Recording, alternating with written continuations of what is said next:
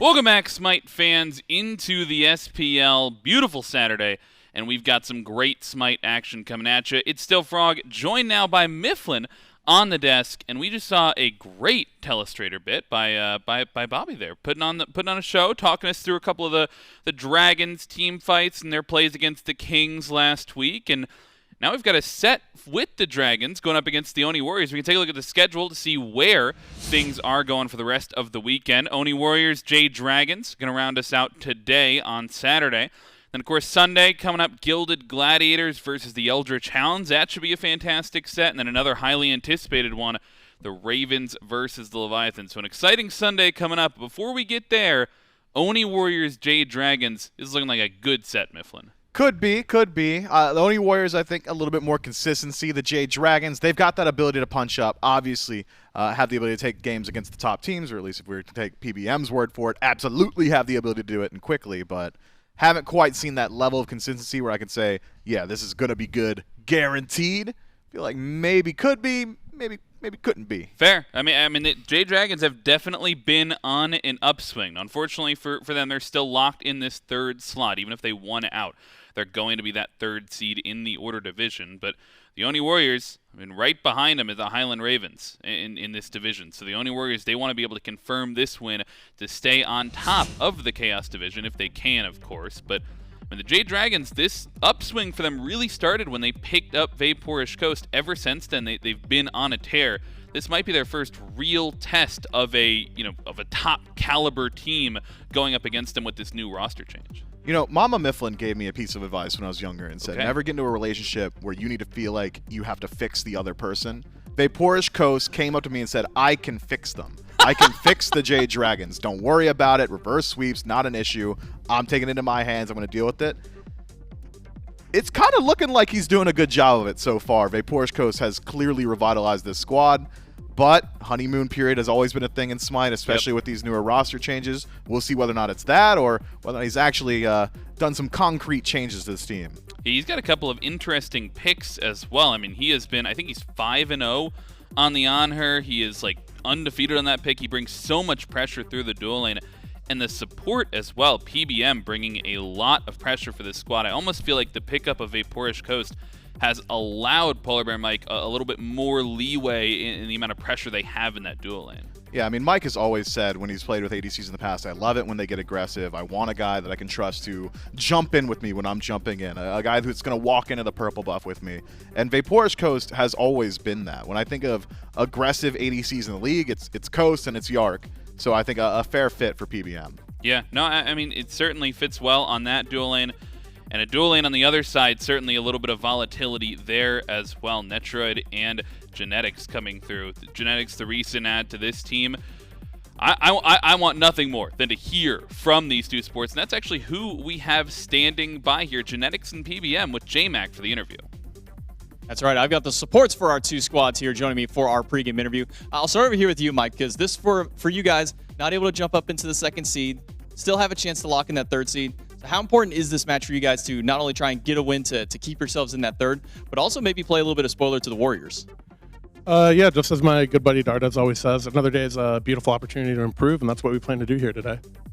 Look forward to seeing what you guys have. And Genetics for you, again, team for the Dragons, they can't really go up any in their standings, but you can potentially lock out into first seed with a win here. So how important is this matchup for your team? I just want to beat Nika, so whatever way that comes, that's all I care about. So it's finding a win up against Nika. Did he beat you in a rank game recently? What's going on with that? I don't want to speak about it. Okay, all right. Well, we'll have to go back and look at it as far as that's concerned.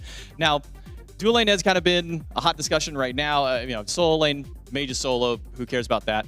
Supports. Let me get your guys' thoughts on the meta right now. How are you kind of feeling about the support meta at the moment, Mike?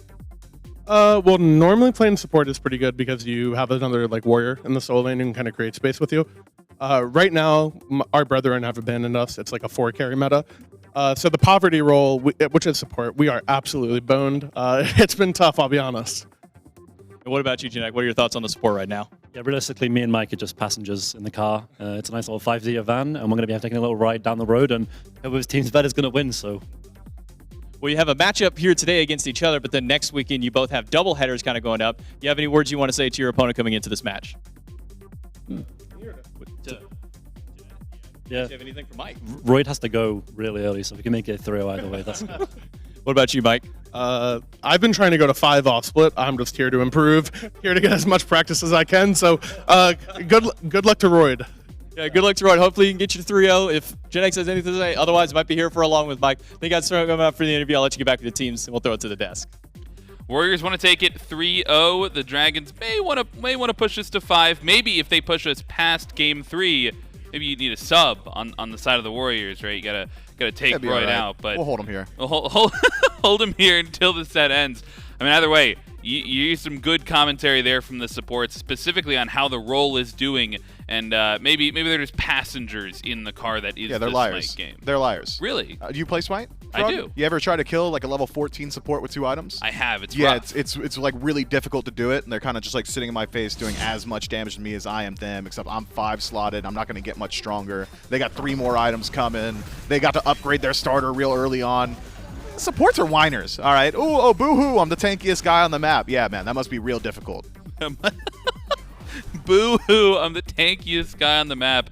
I mean, we certainly see the staggering amount of defense they get with just 2 or 3 items at those stages of the game. But we got a little bit of a reel looking towards these supports, and I think the dual lane specifically has been a bit of a focal point for both these squads. Obviously, we talked a little bit about Coast and the pressure that you get over there for the Dragons, but also with Genetics. I mean, in all the listen-ins that we've done with this Oni Warriors team, this split, Genetics being the leader in comms has also brought a bit of a new presence for the Warriors. Yeah, the Oni Warriors, I think, have really adapted to Genetics' playstyle, but maybe at the short-term cost for long-term success. Feels like when I watch the Oni Warriors in Phase 2, there's a lot more thinking happening.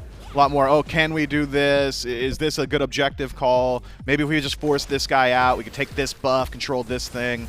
Whereas previously it was, Unga Boonga, run it down. I pressed my buttons so much better. I jumped your ultimate, and now you're dead. So we'll see how that adapts for them in the long term. But I think you're right to highlight the duo lane as a whole here. Because duo, in current year, current day, current month, is possibly just the most valuable place to have control for the first 15 or so minutes of the game. Just being able to run straight down the purple buff, control all the farm that's on that side of the map, or control a gold fury, one of the only solid ways to really solidify a gold lead throughout the early game. So having a very aggressive dual lane on both sides for both of these teams, I think could make for a very volatile matchup. Taking a look at the god pools here. A couple shared gods, maybe the ones that you're seeing at the top of the meta. This is Athena, this Yemoja. But a bit of recency here from, I think, Genetics especially, pulling out this Maui, this Fafnir for a little bit of those playstyles, bringing to the Warriors in one of his recent sets, and then The Mike as Honor. well. Oh yeah, don't forget the Honor. Don't forget the Giannis on the side of Mike either. But I mean, Mike, I'm looking at picks like this Aphrodite and like this Atlas, right? You can sort of pair aggression with just great survivability tools for the team. They have played similarly at times, but both have wide arrays of picks to choose from. Yeah, very aggressive picks. When I look at Genetics, we're leaning a little bit more so in towards the standard. Mike a little bit more willing to play some of those mage supports. So we'll see how things line up here. I think we're probably going to see a lot of the shared god pool on display. Athena, of course, going to be a highly contested pick. I doubt Yemoja makes her way through anything here. So the other 4 in shared gods, perhaps at the top of the tier list for them. And we just saw in the last set the Athena and Yemoja be so heavily prioritized top 3 for both squads, and those bans never really came through for them, just were willing to trade those out. I mean, talking through the supports, obviously that's going to be a big role. We talked a lot about the solos as well. These mid laners are a big focus here for me as well. Pegon in particular, last time we saw this matchup, picks and bans for game number 1. Last time we saw this matchup, it was Pegon on Jingwei mid, I think a couple of times. Not the matchup between these two teams, but the Oni Warriors play. And Pegon picks a couple of interesting things. Jingwei mid, we saw him on Tiamat. I wonder if that's going to affect the whole pacing that the Oni Warriors are going for. I mean, it could. Difficult to shut down a Jingwei. Maybe it puts a little bit more emphasis on side lanes, but there's been plenty of emphasis on side lanes regardless. Feels like mid laners generally get a free pass for the first 10 or so minutes because supports like to hover in the duo. We'll see. As far as I'm concerned, if it's not Baba Yaga in mid, I'm not overly concerned with whatever's happening in mid, right? That god is just head and shoulders above the next standard mage. Otherwise, you can go towards maybe an assassin, which could open the door to aggressive dive-style playstyles, control that red buff. We'll have to see, though. Bans, though, going very quick. Yeah, Oni Warriors.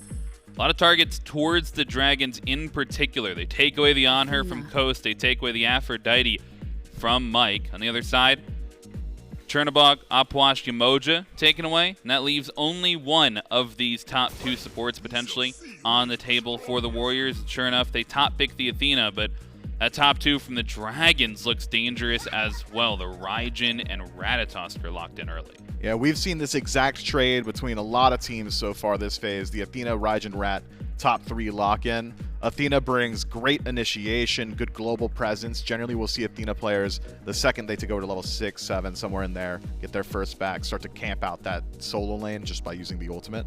Otherwise, Rat seems to be one of the fastest paced junglers in the game right now, so could really set the pace very well for the Jade Dragons, which is their MO. Everyone talks about the Jade Dragons. Is LASBRA having a good day? Is he controlling the pace early? If yes, Jade Dragons looking real good. If no, Jade Dragons tend to struggle. I think Rat fits that playstyle well. And then the Raijin, of course, just a very strong pick. Good initiation from range, non-committal damage, and a bit of flexibility between mid and solo. Good solo jungle core, to be sure. And one that we've seen LASBRA go back to a little bit, right? Ratatoskr, I mean, Twig just played it last set. Looks like a completely different player when you have that global pressure, have a little bit of extra pressure in that jungle. But this Oni Warriors round out for the top 3. The Olorun lock-in, we've seen this banned a little bit here and there, but maybe been a while since we've seen it picked this highly contested. And then the Ullr, something Pandacat brought out yesterday, it felt like on a whim almost, and now has been seen in multiple sets since then, and last set and now in the first game here. Yeah, Ullr, high damage output, 6-slotted true bluestone, just really good poke potential, connect hail of arrows from downtown over a wall on a priority target, and it feels like that priority target at a Fire Giant Dance is no longer capable of staying involved in the team fight. It is interesting, though, to see it locked in this highly, and knowing the history of the Oni Warriors, I'm not absolutely certain where this Ullr is going. If you're concerned about a Raijin solo, maybe Ullr in solo could match some of that boxing potential, some of that poke potential. We'll have to see. Otherwise, I think Olorun essentially guaranteed for the dual lane. Ullr flexibility between mid and solo. Yeah, Sat's been known to play this pick back when it was popular over there in the solo lane. Pegon, of course, known for his aggression as well. So could go either way. This Freya, though, I also think locked in over for the dual lane. You're going to have Magical ADC going up against Magical ADC. Been a few weeks since we've seen this prioritization on the Magical ADCs. Just saw Freya last set as well, but a matchup that we've sort of beaten to death over and over again. The Olorun, of course, bringing that team fight ultimate. Freya bringing a little bit more individual damage potential. Could be volatile in the dual lane. Yeah, high pressure for Olorun, at least should be, for the first 5 or so levels. Once supports start to rotate out, Freya will have the opportunity to turn things on its head through PvP. Generally 2 ring slots, and you're capable of taking that boxing match relatively easily. Don't expect too much action between Olorun and Freya after supports rotate out, but while Athena's there, maybe could keep things a little bit interesting, or whatever the Jade Dragons would like to take into their support role. Great late game scalers on both sides. Freya has a lot of space created just by Rat being on the team. Anytime there's just threat of, oh, I might get dunked because Rat's on my side of the map, that's going to restrict the aggressive nature of the Oni Warriors and whether or not they're willing to step up in that dual lane. And then Charon as a hover for the Jade Dragons. This god has been resurgent this week. Lots of pressure, good poke potential, one of the more annoying gods to deal with, but it's that ultimate, I think, that really, really makes him powerful. Space control around Gold Fury and Fire Giant. I mean, if your ultimate's up, you're hitting everybody. Yeah, that was the focus in the bans. They try to take away some aggressive picks from Mike. His Ares and Sobek taken away, and this Charon would still be an aggressive pick if you want to try and bring that pressure into the dual lane. This Charon one has those ranged auto attacks, stack something up like Prophetic, but we won't get the Charon. Instead, it'll be the Horus. A little bit of single target CC, dash in, you got the global presence as well. And maybe trying to match, you pick Athena, of course, and that's true globals, but some semi-globals here on the Dragon side in Rat and Horus. Yeah, I mean, similar ideas, but slightly different in execution. Horus going to be much more useful around Phoenix Siege or Phoenix Defense, or even playing around objectives and delivering his team to good opportunities, whereas Athena, it's all about helping out your dive and bringing a little bit of additional damage yourself. So a slight delineation between the two of them. High single target CC for Horus, high AoE CC for Athena. I mean, two sides of the same coin, to be sure. Both very aggressive picks. We'll see how the rest of this draft rounds out. I'm concerned a bit for the Oni Warriors looking at the double carry lock-in already. I'm not overly confident in their follow-up on Confound. Olorun's got a bit of it with that second ability, but the first one's going to be blocked by first target hit. Ullr's got pretty decent poke, but he's generally setting that up himself, and it's relatively low area of effect too. So I'd like to see something big as follow-up on Confound. Maybe another bit of AoE, maybe a bit of burst. There's your burst. Scylla, triple carry lock-in for the Oni Warriors. And I think that does essentially confirm the Ullr for the Soul lane. An interesting matchup. Is it Athena jungle? Yeah. Okay. Yeah. Yeah, totally. Athena jungle. Oni Warriors, that is a that's an interesting composition. I thought we might have a conversation about maybe the Ullr jungle, maybe the Olorun jungle, Sino special, but man, I hate both of those.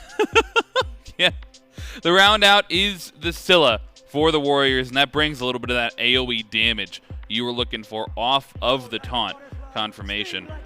And I am this last pick is a surprise for me. I mean, it's Dardez for sure, and he has gone back to the AMC in the past, but going into the no CC immunity B in the mid lane here against an Athena, Olorun, Ullr Axe, Khepri CC, that seems dangerous to me. Yeah, it could open you up to a lot of early rotations. AMC, though, generally pretty safe. Hang out on tower line, throw honey away from there. You can keep yourself relatively safe relatively easily. Once we start to see that Khepri rotate out of lane, that's when you start to become concerned for the AMC's life. It's going to open the door to what is presumably an Athena jungle to just walk into the tower and not be concerned for her own safety, and that's the danger for AMC. But you've got semi-global presence from both Rat and Horus, could dissuade some of those dives from the Oni Warriors. It's a very interesting matchup.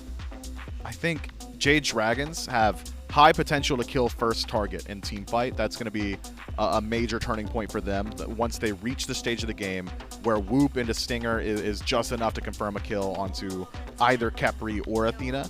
Whereas the Oni Warriors, seems like their damage, unless I'm a monster, is hitting, and it should. There's plenty of CC on the side of the Warriors, but unless it is, they're going to be a little bit more poke-centric, a little bit long range, want the fight to go a bit longer. Jade Dragons, once you're grabbed by Whoop or Fracture, you're stuck there. Your defense has been shredded by AMC, and Taiko Drum is going to make sure you stay there.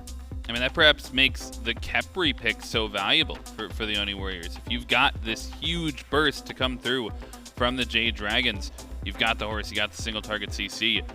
Potentially this Khepri ultimate just saves one person, and then AMC ultimate is down, Freya is down, and like all this damage, all the cooldowns are down, and that's when you press the go button as the Oni Warriors. I mean, what does an optimal team fight here look like for the Warriors draft?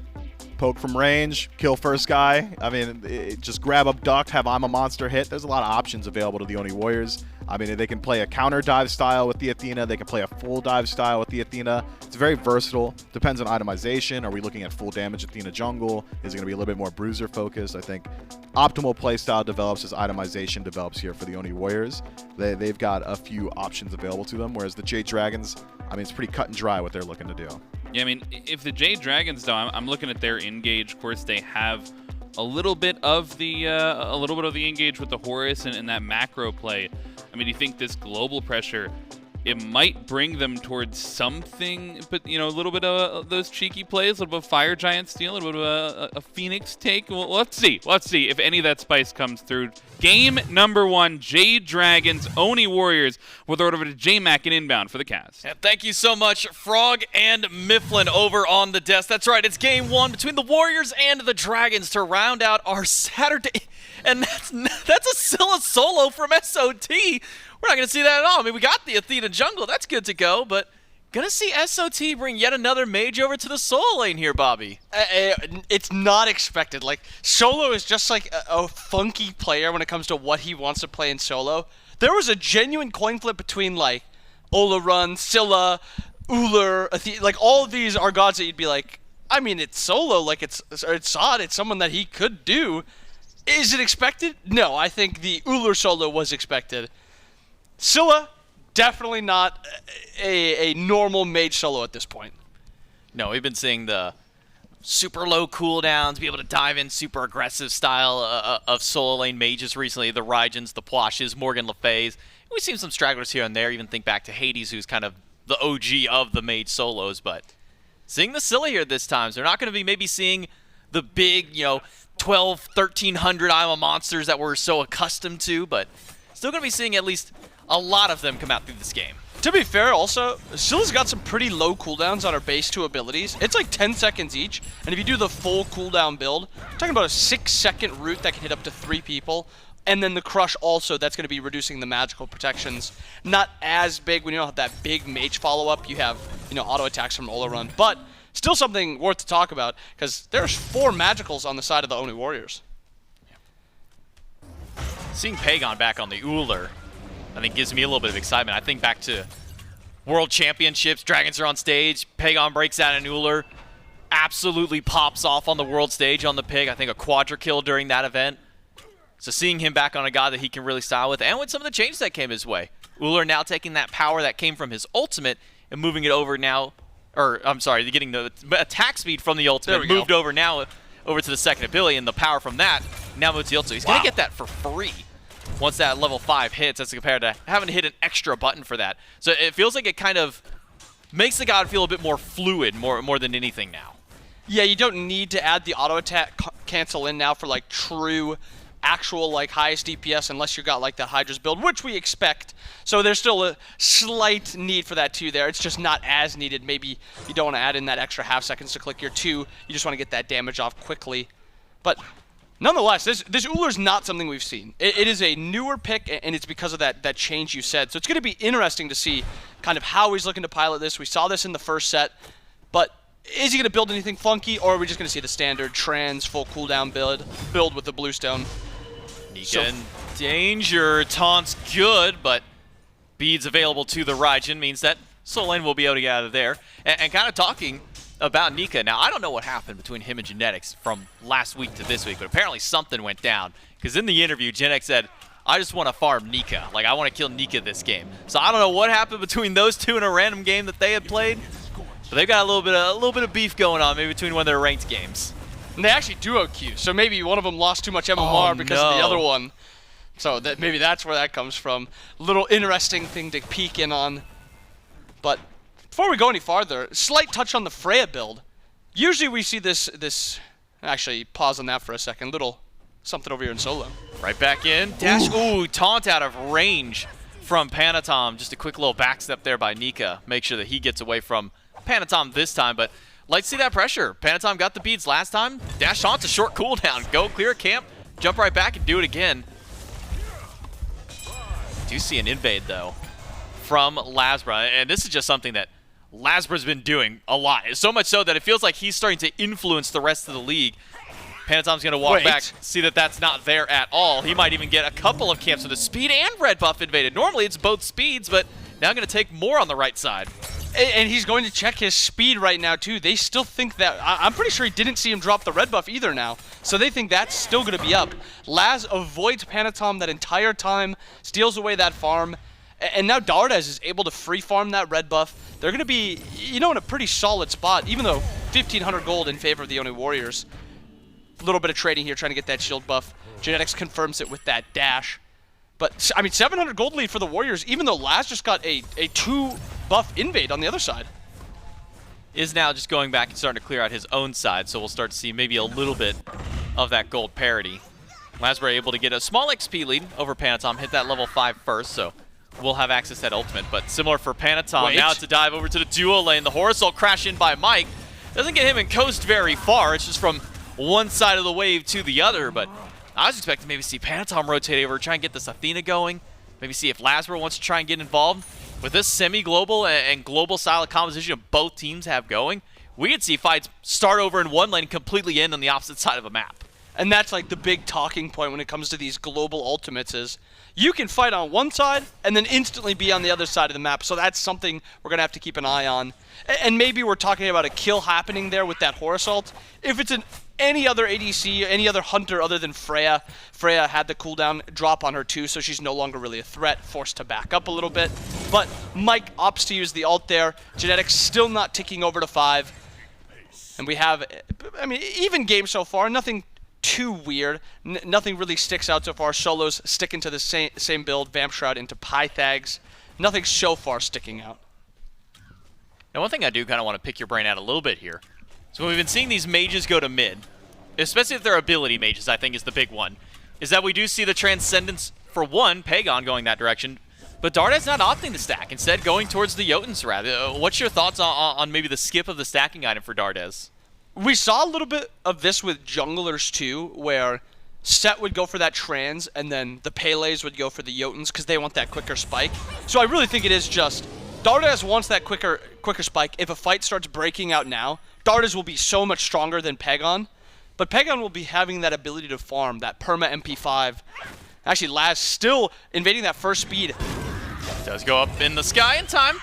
He's not going to be able to steal it this time. A little bit quicker on the trigger is Panitom and Pegon, realizing, okay, you took it last time. Now we know that you're probably going to fish for. We know you got the cooldown, or at least the timer for it.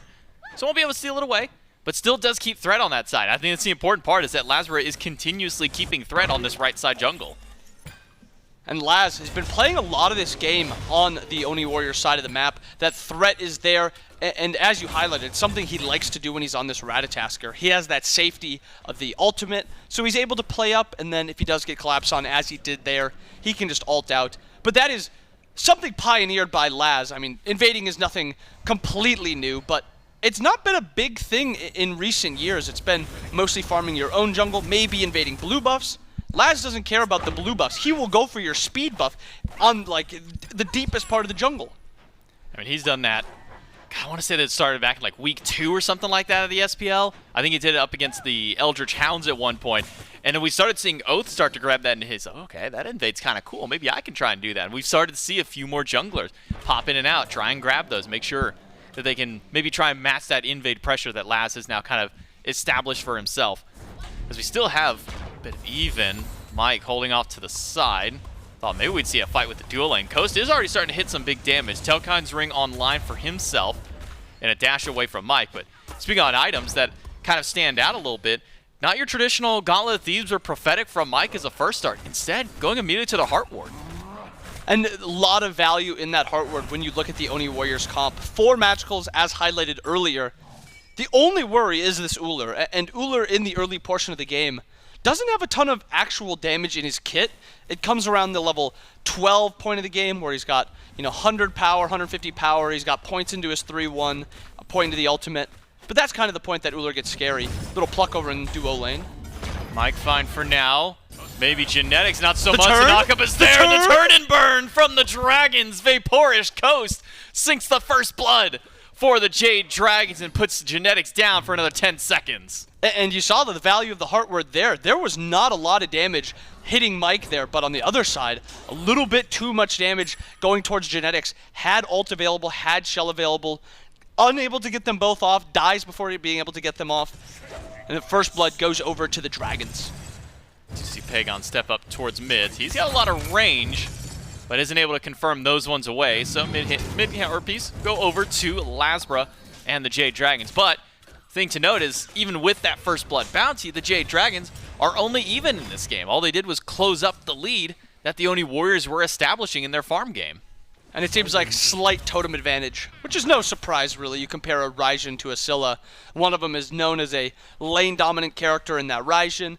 The other one, at least from what we know about her, usually is a character that you want to scale into that late game. And I want to highlight it again. Scylla solo is not something normal. This is our first time seeing this. We have not, been blessed with this god before in this lane. And we still don't know how he's going to opt to build. Is he going to go towards that breastplate, that Genji's? I would assume if he is playing it over in solo lane, there is reason to be, proud towards that breastplate, that Genji's.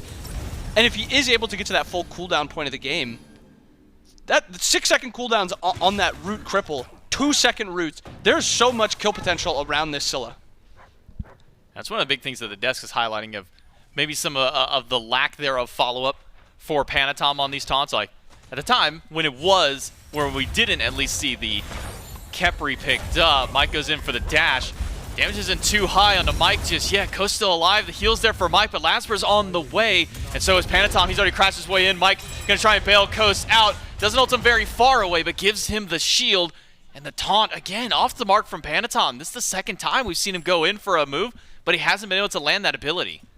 And it's obviously so close. It is something where, Dardez barely misses the ult in mid.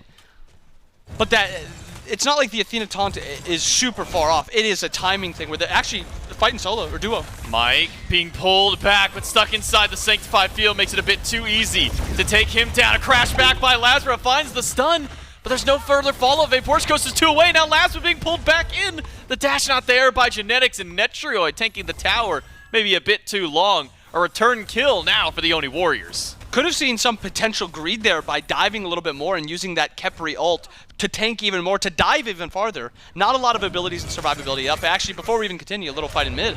Tom crashes in, but that's it. That's all he does. He lands down, charges up dash, and says, well, Dardez is a bit too far, and there's still a tier 1 tower, and he'll bail out with Pegon. But again, talking about that duo lane dive, there was potential for them to commit even farther. They had the Khepri ult. They just opted, play it a little bit safer. They don't know if maybe Dardez was rotating over. Maybe they didn't have vision on him. But still a nice return kill. Mike is tanky, but it is so quickly. Olorun with his second spike just gets so much more damage. That Typhons gives pen, power, lifesteal, everything you need. So Mike's few extra magical protections that he's getting from this Heart Ward are getting a lot of mitigation, or are getting mitigated a lot by Net's build. So you saw how tanky he looked in that first fight and how squishy he looked in this fight. You see Mike going in towards a cloak second item. Let's see if he goes into Spirit Robe or the Mantle of Discord, kind of as his option. So lane's been a whole lot of this, a lot of poking and prodding between Nika and SoloOrTroll against each other, just trying to fight over those totems.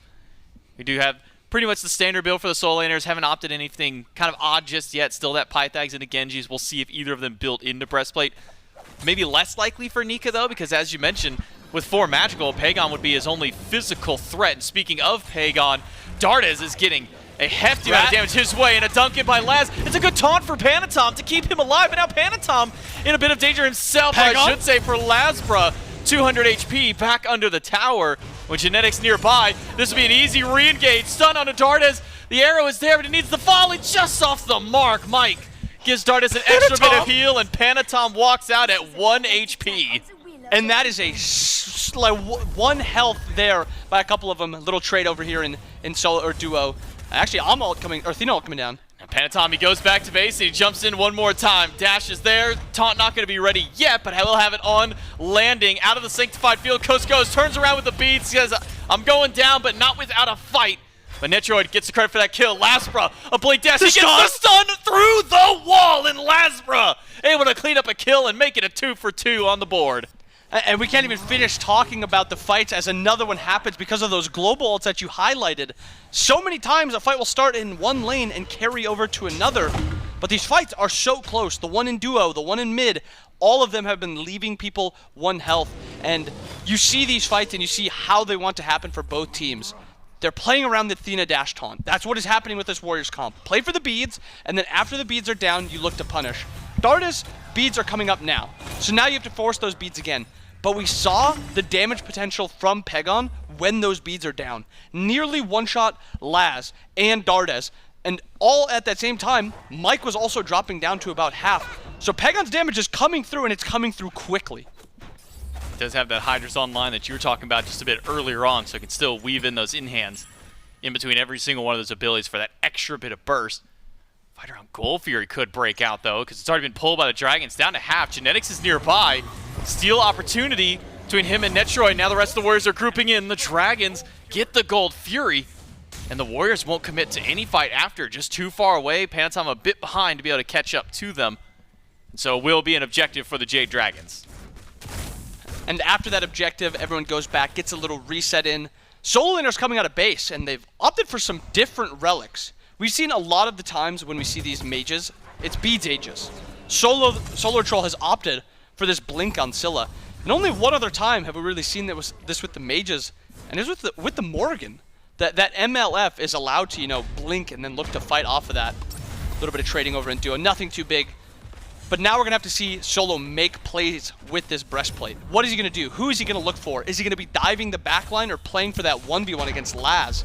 Because Laz also no Aegis, so that's some potential one-shot. I don't know how much damage this Scylla build will be doing, but there is potential for maybe some sort of one-shot.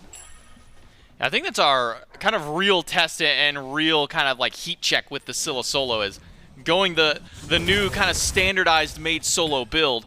How much can a Scylla realistically do in an actual fight this time around? We know what Raijin can do. We know what Morgan Le Fay can do. We know what all these other mages are capable of with this build.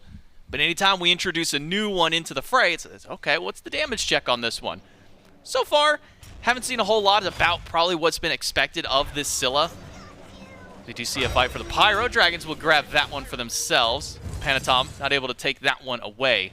So we'll have to kind of keep an eye on the SOT, but also an eye on Genetics for what he's gone for his second item in. Magic defense for him, but it's in with the Talisman of Energy. Which is a surprising item. We don't see this item really ever. It's an item that gives you some movement speed, some MP5, some attack speed also, and it is usually prioed towards the Shoguns when you see this. They both kind of give the same thing. One is more dependent on lane and minion waves being around you, but you get more value from that. So we expect him to be playing around these waves right here, already setting up around the wave. That's what I expect them to see because he went for this War Flag and actual Talisman combo. You know, almost kind of that double up. You know, the War Flag gives you the boost to some of those a bit. You get the attack speed. You can continue kind of running that thing down. Then you throw the Talisman of Energy, kind of get a double down on that. So you all of a sudden go from your Hunter hitting you know what, once every 1.5. All of a sudden now he's got like 2.0 plus attack speed. It's like, man, this guy's hitting me a lot more often. Let's see how that combo really works out for Genetics and for the Warriors. How it kind of plays out in the jungle as well. So we start to get around towards this second beacon. We already see a few of the players starting to stack themselves up around it. LASBRA, who has been wanting to be inside the kind of the forefront of a lot of these fights. We've been seeing those ultimates used to get to team fights, to stick around. Maybe a little bit of his build starting to opt that way now with his Oni Hunter's Garb online. And both junglers actually opting for slightly tankier options. We've seen it from Sino, we've seen Scream do it sometimes, but a lot of the recent jungle builds have been full damage or near full damage. But as you said, the Oni Warriors on Laz, magical defense. Mike actually taking a little bit of damage. Taunted in, pulled back in by Genetics. He needs a teammate to fly to, and Dardez is there, but SOT, he tries to blink in to get this done. The crush isn't enough damage. Solo? I'm a monster, juked out by PBM, and now sought in danger. Has still for Genetics to stay alive. LASBRA gonna maybe dive in once that res pulls away from him. This time will opt towards the jungle. A couple of cooldowns used on both sides to keep this fight going, but now with the beacon spawning up, the health bars, aside from SOT, are looking great for the Warriors, and the engage by Panitom connects with to pull up beads off of Nika. LASBRA still standing around. Beacon capped by the Warriors. That might not be the end of the fight, though, as we do see Panitom go in. Taunt onto Nika. No beads, no life. Pegon knocks him down. That's one for the Oni Warriors, and Mike is going to keep going in too. Ult drops, Solo backs up a little bit. Damage is taking actually a little bit of damage on the coast, forcing that ult. A little bit of a reset, maybe looking for another Athena taunt. LASBRA sitting off to the side of the jungle. He might have been spotted out by the Warriors, but they don't care about LASBRA. Instead, it's going to be a beeline over to the Fury, because Oni Fury now up, and the Warriors can march their way over there. Don't imagine any of the Dragons walk in with the Relic Graveyard that's on their side of the field. And a big fight in mid. Beacon over to the Warriors. Gold Fury over to the Warriors. Now you have this Oni wave going to be pressuring up right now. They actually got it right before the wave spawned.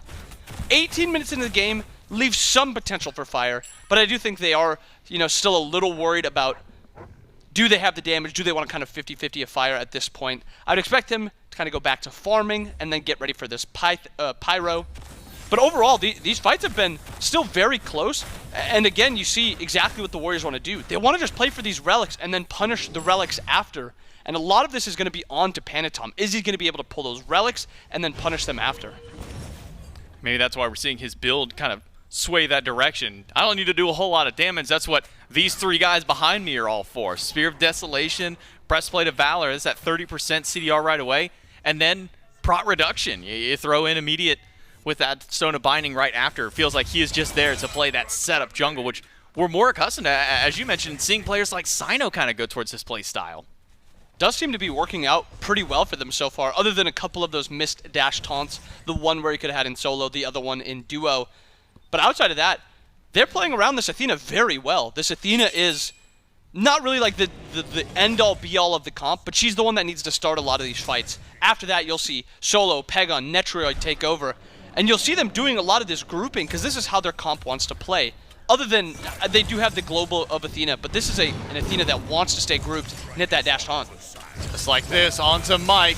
Not going to be able to get the axe toss this time. Mike is still alive, able to dash back to one of his teammates with that heal, but it's right to the Pyromancer for the Oni Warriors. Mike not going to be able to stick around. He's sent back to base, and the Jade Dragons lose out on an objective. Big play for the Warriors to be able to pick up another Pyro.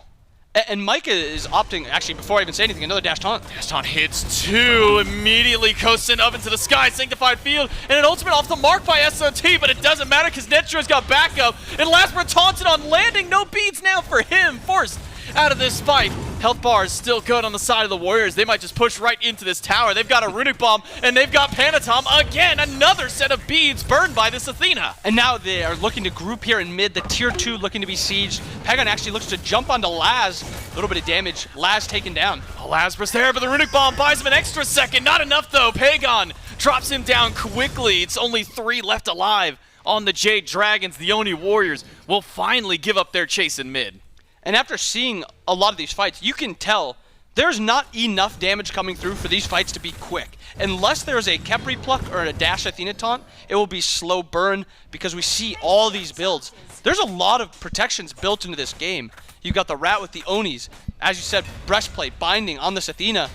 And solo laners obviously building the double Breastplate Genji's builds. So there's not a ton of damage so far. I think we're going to have to wait another couple minutes for that full build. Maybe that Bluestone on the Ullr, the Diamond Arrow on Netrioid, and I think that's when we finally see enough damage to actually get the one-shot off. And that's why these fights kind of seem a little closer than what they actually are. It's all Warriors in these fights, but they're not decisive and dominant. Yeah, it's these kind of slow bleed style of fights, which usually favor teams with a bit more sustain, but I'm not going to say that Horus is a whole lot himself.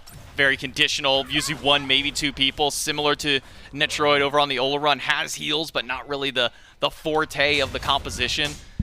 So for now, these fights winning out for the Warriors just by nature of their constant reinitiation. I mean, just as soon as we think a fight is over, what's back up? Dash taunt on that, what is it, feels like 10-second cooldown for Panitom, just keeps these fights going. And Panitom opting for a tier 2 book, maybe a poly there for that poly and Boomba's dagger combo, or Boomba's dagger? Spear. Which is the one that gives you the cooldown? That'd be the hammer. Boomba's hammer, the Boomba's hammer combination there to make your autos augmented a lot. Also gives you that little bit of cooldown reset, a little bit of push down here into the tier 2 and mid. Oni Warriors not going to stick around too much, but LASBRA is keeping vision from behind. Beacon up. This would be number 3, which means we'll have the Titans rush down one of these 3 lanes, and also pretty healthy on all fronts here. I think just up mid looks to be where the HP is a little bit more in favor. Genetics able to upgrade his starter off of that last team fight, now going in to the War Banner himself, and even going for a Sovereignty immediately after. So a very tanky Genetics, where comparatively to Mike, it's a lot of magical defense, not a whole lot to deal with Pegon just yet. Not a ton of health in his build either at this point. Little bit from the Shoguns, little bit from the Heartward. Spirit's Robe gives none.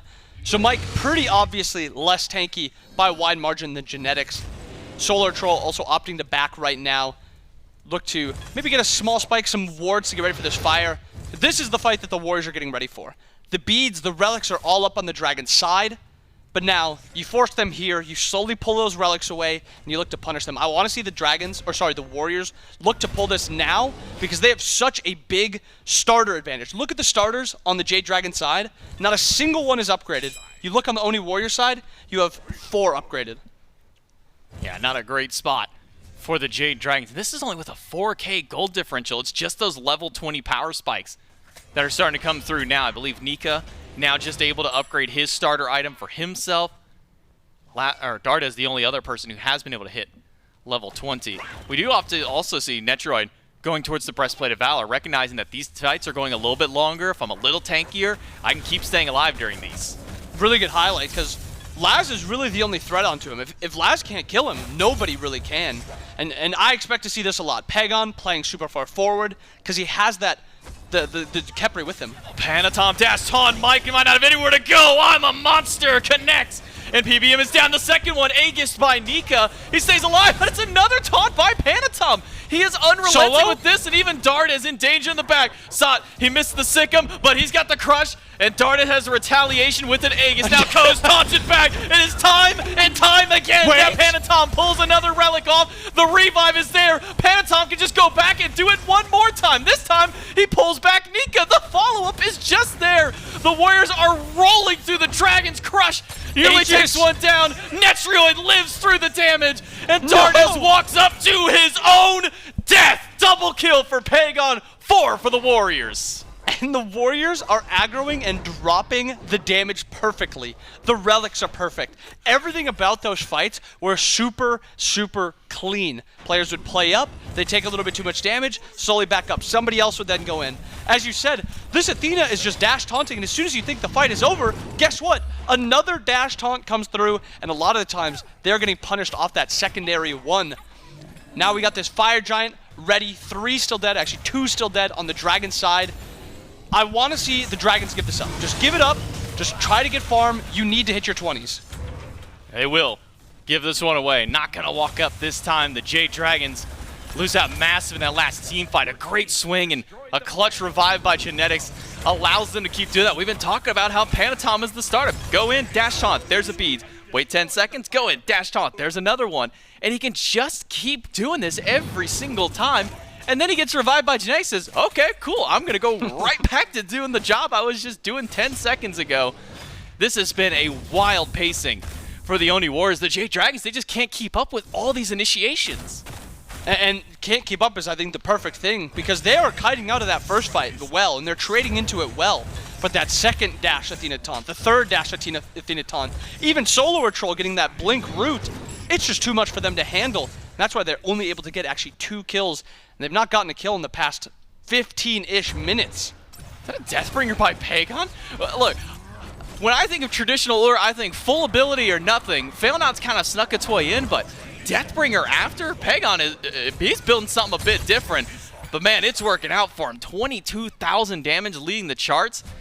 Wild what Pegon's able to do on this god. You also think if they build into a Spectral, that Spectral is only against Pegon. So it's kind of forcing them into either you're going to let me crit, or you're going to be building an item that's useless against all 4 other members. And now you need to start pushing. Warriors, you have such a big lead right now. This is when you need to start pushing your lead, and this is kind of almost, you're able to close the game at this point. Do have Panitom in the tower. Gets picked up. Mike doesn't get the damage as the taunt back onto PBM. He's almost dead already. SoloOrTroll, though, stunned out. Doesn't land the root. Has the crush to clear out the wave. Fire Giant is there for the Warriors. They've got some time to buy. Let the Raijin go through. But it's not going to be enough for the Dragons to hold on to a defense. Phoenix goes down in mid. Only 1 bird left alive for the Dragons. And you see SoloOrTroll when he walks up, he's got this poly, so he's got incredible poke on this Phoenix. He's going to be looking to threaten towards mid as the rest of the Warriors push down left. 4-man grouping, SOT, off into the side of the jungle. LASBRA will have spotted him out now, so 4 versus 4. Immediately LASBRA can just jump onto the tree and get over to the team fight, but the Oni Warriors are playing out their time as best they can. In fact, SOT chasing LASBRA out. Panitom's even going to go and join him. LASBRA might not be as safe as he thought. The blink root is there. The crush damage after, but he's got not enough follow-up. He needs the help from Panitom to guarantee this kill. I'm a Monster is there. The taunt's off the mark. LASBRA can't get to the sky. The I'm a Monster is just enough damage to pick up the kill, and that might just open the door for the Warriors to take down the Phoenix and maybe could go for a bit more. That Titan is already down to half. And they're just trying to push these waves in. They're trying to get this wave set up to go for this end. They have 4 ultimates available here. Huge end opportunity. Starting to push up. Panitom, another double taunt. Mike pulled back, but SOT is low, so is Coast. He gets to the sky, but the revive is there. SOT is back alive, and the Titan is down. The Oni Warriors march through the Jade Dragons for a game 1. And some highlights from the early game for the Dragons. But outside of that, it is all Warriors from minute 10 to minute 30 till they hit and killed that Titan. And this comp that the Warriors have drafted played so well into what the Dragons wanted to do, who wanted to just slowly poke, use that Raijin. We've seen this Raijin before, play to just poke and out-trade. You can't do this when there's this much hard engage and this much threat onto your entire team. It just seemed like draft diff and a good draft composition into what another team wants to do. You know what it really looked like?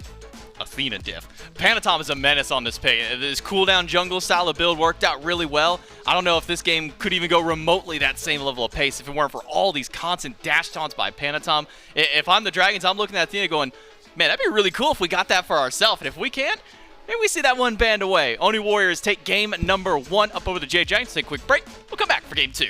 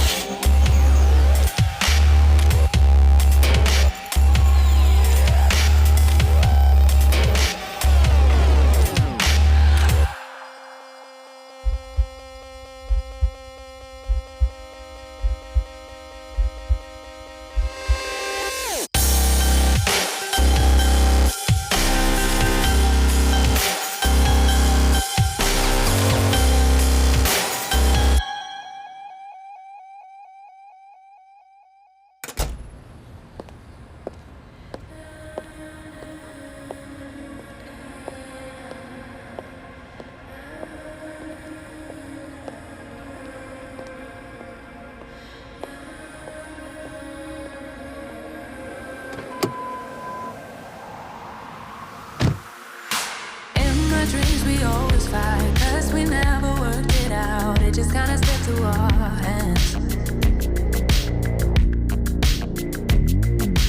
And I never really said that you hurt me, no, instead I just try to understand. It was so exhausting, so I lost it, had to make it stop. Didn't really feel like giving you the chance to make it up. You asked me what's the problem, to be honest, it was you. That's the truth. It really was such a bad plan, 'cause I really think you wanted me to stay. Everything you did, you finally pushed me away.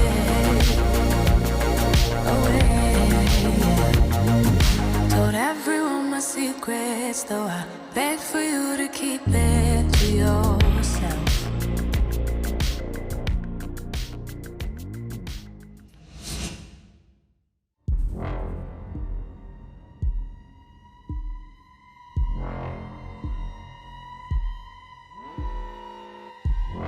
Who is that?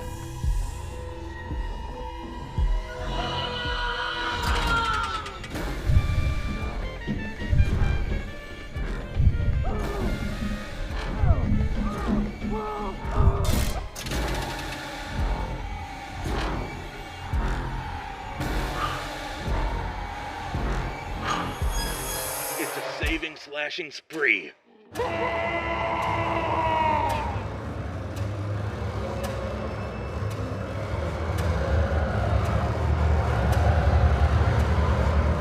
Isaiah here with a patch update that's out of this world.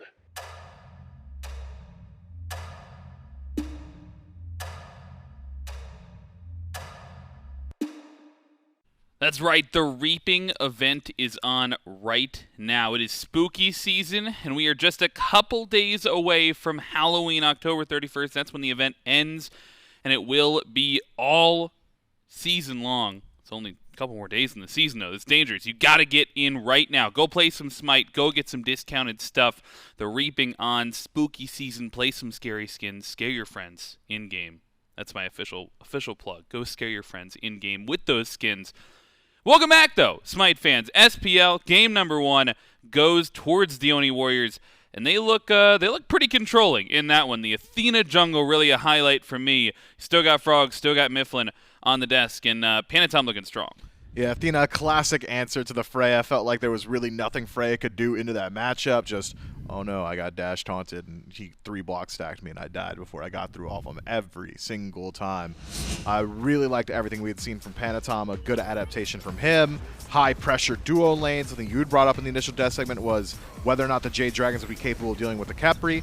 Clearly not. Khepri was preventing so many of those impact kills. Jade Dragons needed that first point of contact to look good, and first point of contact never exactly going to look great when Genetics is hovering in the wings.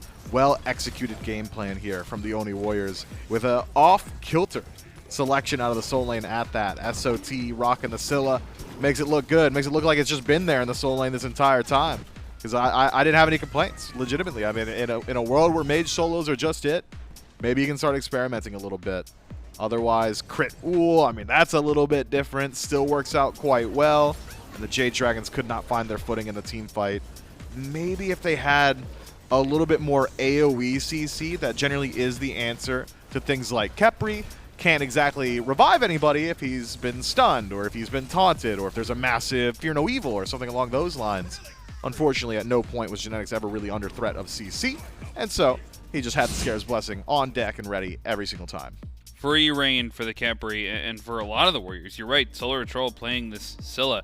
3-0-4 looked like it's just been there all season with the rest of the mage solos, and we predicted it wrong. I thought for sure it was going to be Ullr solo because it's a pick that he's gone back to so often, but a couple of different Ullr players on this team. Pegon certainly looked good on it as well.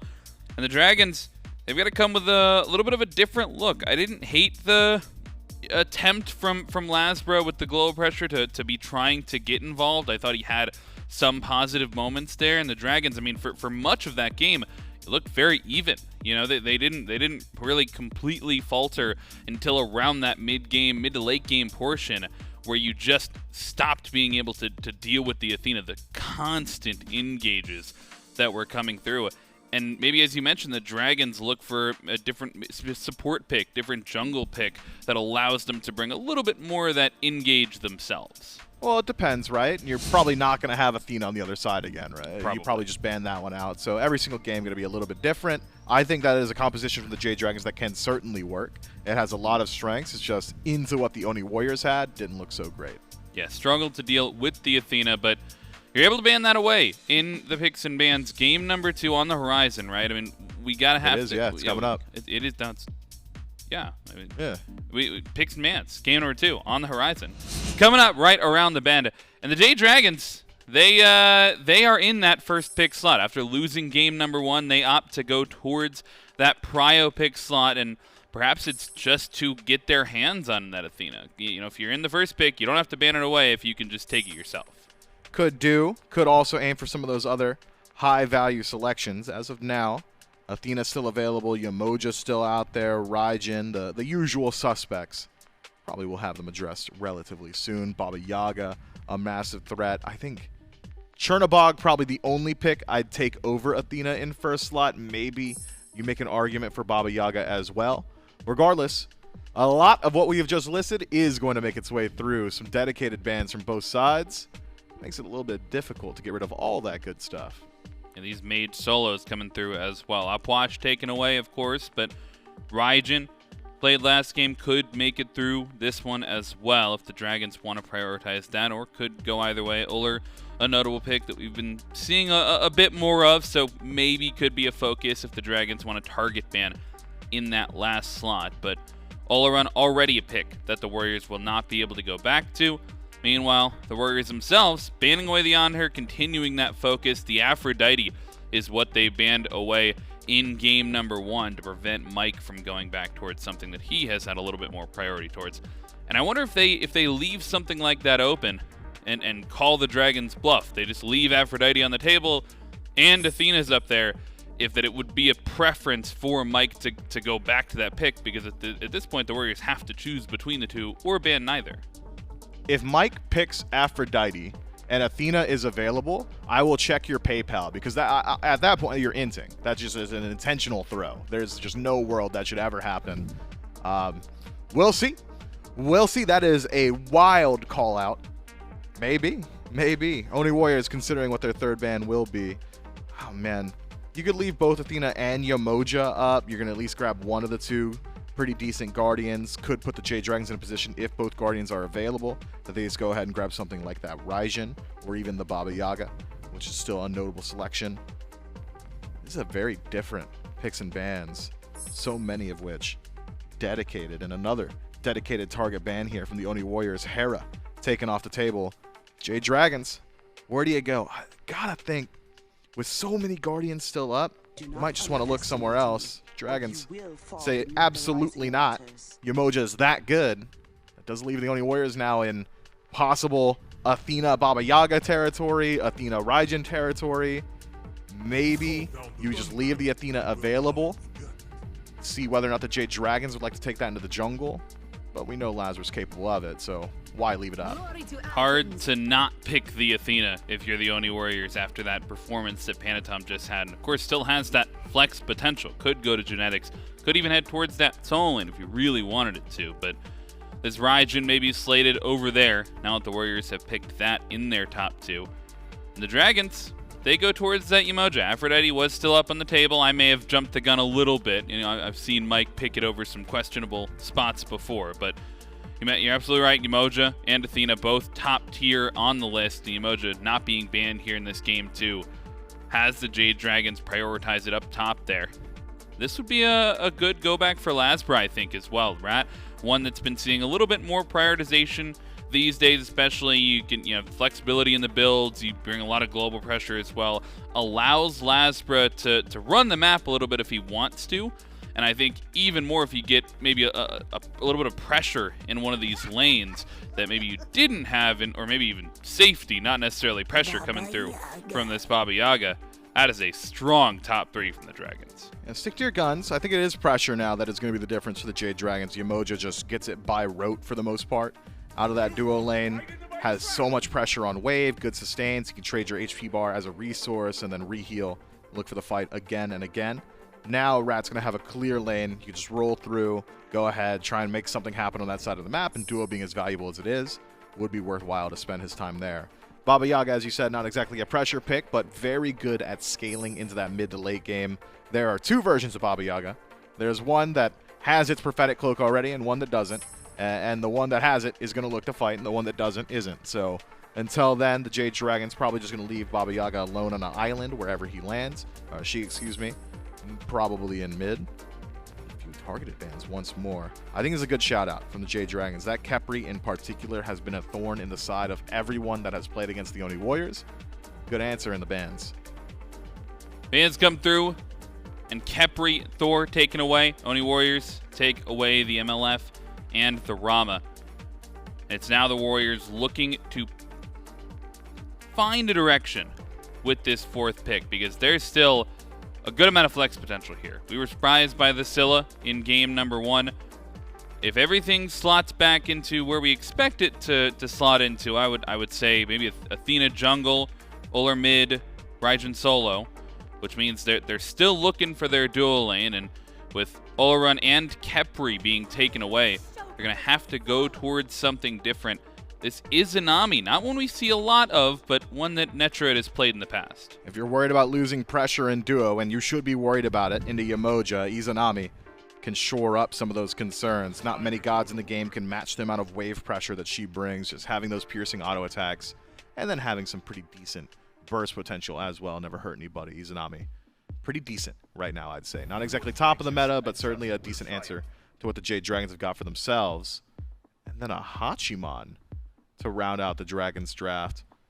Does have good boxing, has incredibly high survivability, so if you're concerned about maybe Defender of Olympus dunking on your head or a Raijin chasing you down with taiko drums, just hopping on the horse and having that CC immunity, going to be a massive boon to the Jade Dragons.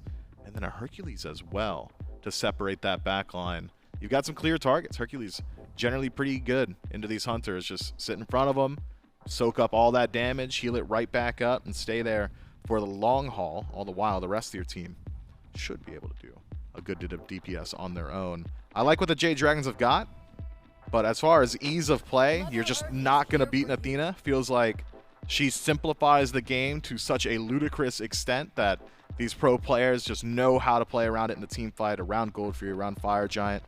So when I think of Athena drafts, I never question, is it a good pick? Do you have a good composition around it? Is there enough damage around it that you're going to pose enough of a threat that Jade Dragons are going to be forced to respect beads every time? Between Raijin, Ullr, and now an Earthern Fury as well from this Terra, I'm thinking yes, there's plenty of damage here for the Warriors. They were holding on to that last pick to maybe flex things around. Still could have given that over to Genetics, but with this Terra lock-in, I think this Athena headed back towards the jungle for sure in the hands of Panitom. And after the prowess that he had in game number 1, I would expect the Jade Dragons to be almost looking at these team fights differently. They have a couple more tools to deal with them, potentially. The Baba Yaga can respond to the taunt by jumping into the house. The Hercules gets to ult. Everybody's got a CC immune ult except for Yemoja that they might want to play with. And even Yemoja maybe can trap Panitom in on a poor engage. So I think they have a couple of different tools to try and deal with those constant engages, and maybe they can try and punish it a little bit heavily. Yeah, you've got the ability to separate the fight. So if it's dash taunt from Athena, throw the Yemoja walls around them. All of a sudden that follow-up's not exactly there. Barring that, Riptide to get away, and then trust that your divers on the Jade Dragon should be able to get a lot done on their own. Between Rat and Hercules, that's a lot of damage going the way of Ullr, Izanami, and Raijin, all pretty easy targets to lock down for gods with high CC. And Hercules and Rat both find themselves in that column. Hachiman, for the most part, self-sufficient. Baba Yaga, absolutely self-sufficient in that back line. Tanky, has an escape, has HP shielding, has CC immunity. Not going to need a whole lot of help. And one other thing with this support lock-in, Terra, not one that we see super often, but one that we've definitely seen in the past. Maybe one looking to match up with that sustain provided by Yemoja, because this is one where Mike could back up. They could try and take these fights a little bit slower. Hard to kill targets, some of the Jade Dragons. But this Terra last pick maybe going to allow them to play those engagements a little bit slower and wait out for multiple Athena taunts in a row.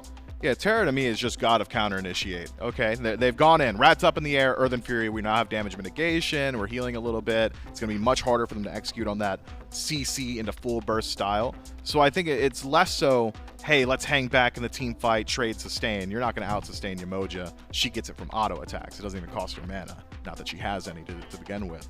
It's more so, oh, that first wave of attack from the Jade Dragons is rolling through. Let's go ahead, bolster up, get our defenses ready, and then immediately re-engage. Game number 2 right around the corner. Trying to put ourselves 2-0 is the Oni Warriors. Jade Dragons try to fire back. We'll throw it over to the casters. Yeah, thank you so much, Frog and Miff. Over on the desk, it's J-Mac Inbound and Doug here for game number 2 between the Jade Dragons and the Oni Warriors. A bit of a swap up here. We do see SOT actually going to the Ullr this time, Bobby. Last time, SOT decided, you know what, Scylla Solo sounds fun. Let's give that a try. It worked out really well, thanks to the help of Panitom and the rest of the team kind of rallying around it.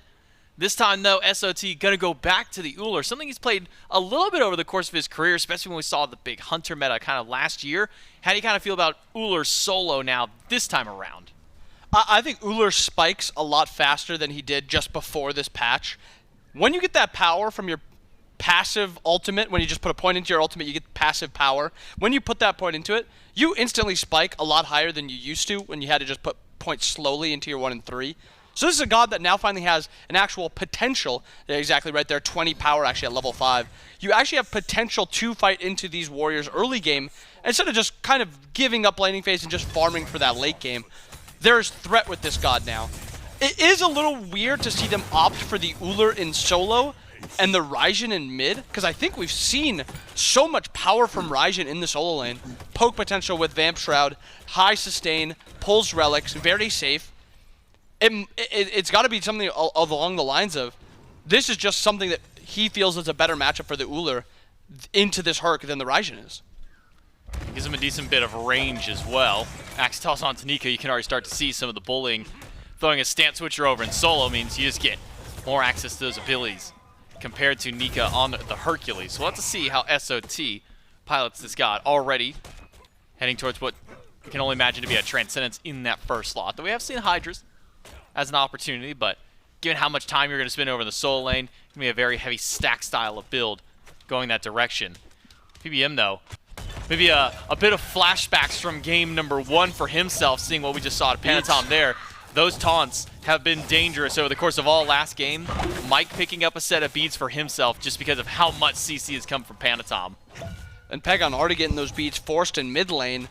It makes sense. You saw how much value this Athena had in that first game.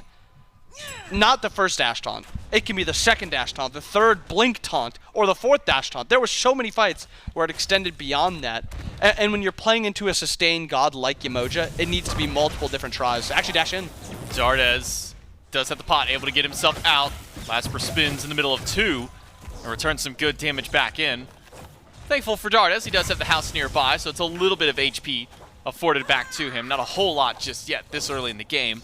In fact, I think at one point we actually saw him rotate over to solo lane, throw out a couple of potions, see what he can get, just to get that house moving around a little bit more. Trying to get those stacks as quick as possible. It makes sense. Trying to get that book finished quick so then you can finish your cloak as quick as possible. No surprise over here in duo when you're playing with that Izanami. The laning phase is near free unless you're playing into probably just Olorun. I think Olorun is one of the few gods that can fight back in because of you can clear almost as well, but then you also have the sustain factor. And touching on the Izanami, we have a Tainted in the ADC role, which is, I don't know if you remember. Do you remember the old Izanami build where it was Odibo with Tainted?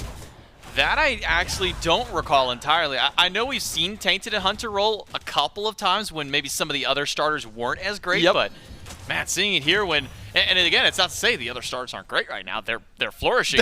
They're very good, yeah. But why the Tainted in this spot here? And it's going back to the old build was Izanami is a god that doesn't need MP5. She can just clear with autos. It does not matter beyond that.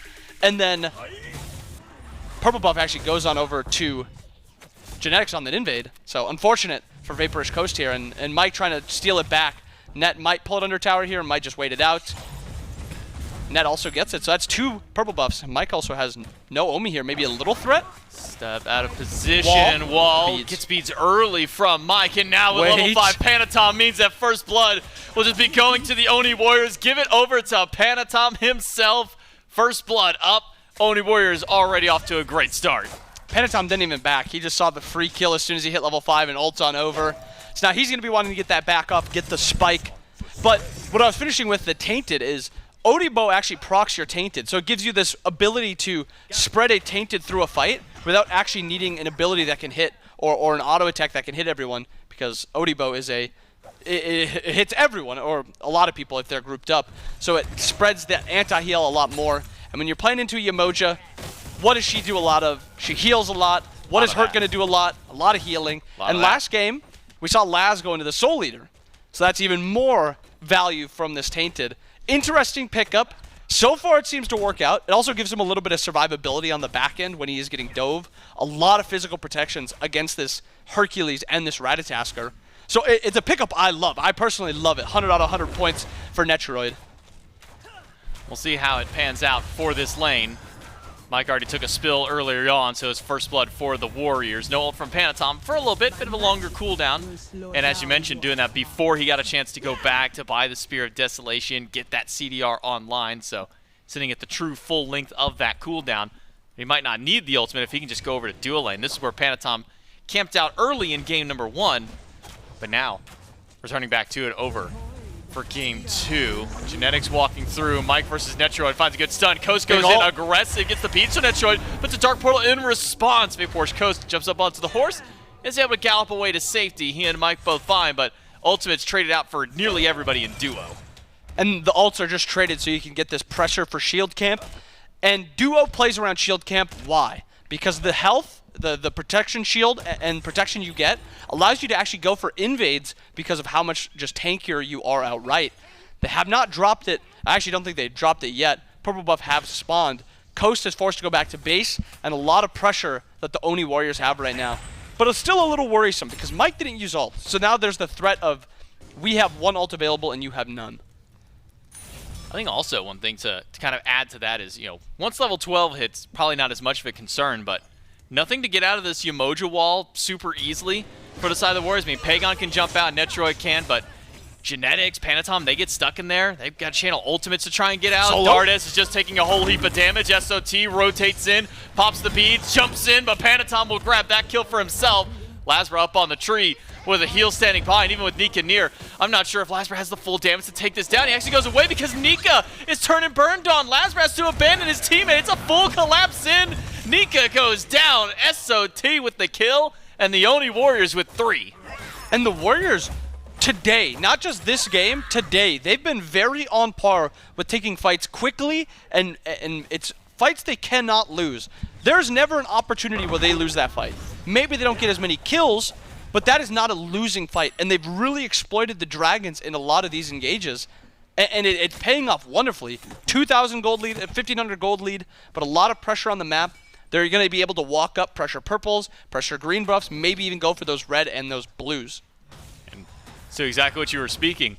Ward down by LASBRA speed, ward by green, ward at gold fury, ward at purple buff. There's just complete vision control for the Oni Warriors on this left side jungle. There's not a single step the Dragons can take in their own left side jungle that the Oni Warriors don't have vision on.